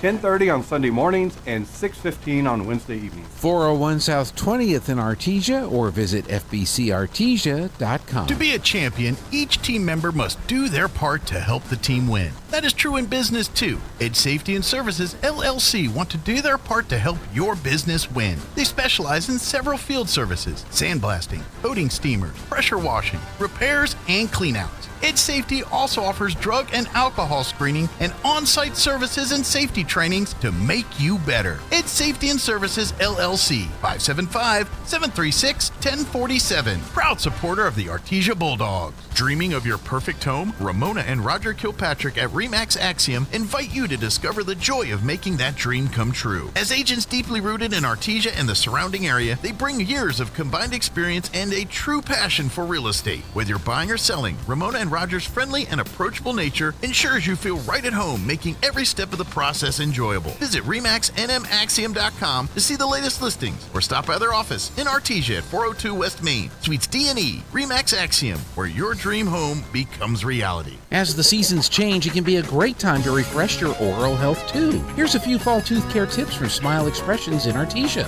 Fall is a great time to switch out your toothbrush. Toothbrushes should be replaced every 3 to 4 months. With fall coming comes fall baking, which means lots of sugar-laden treats. In addition to the goodies, try reaching for fruits and vegetables that are rich in fiber. And as the end of your insurance year approaches, now could be the perfect time to take advantage of any unused dental benefits. Please call and schedule your appointment today at Smile Expressions in Artesia. This is KSVP and K229 AS Artesia. The U.S. economy expanded at a 3.8% pace from April through June in a dramatic upgrade of the government's previous estimate of second quarter growth. The Commerce Department said that U.S. gross domestic product, the nation's output of goods and services, rebounded in the spring from a 0.6% first quarter drop.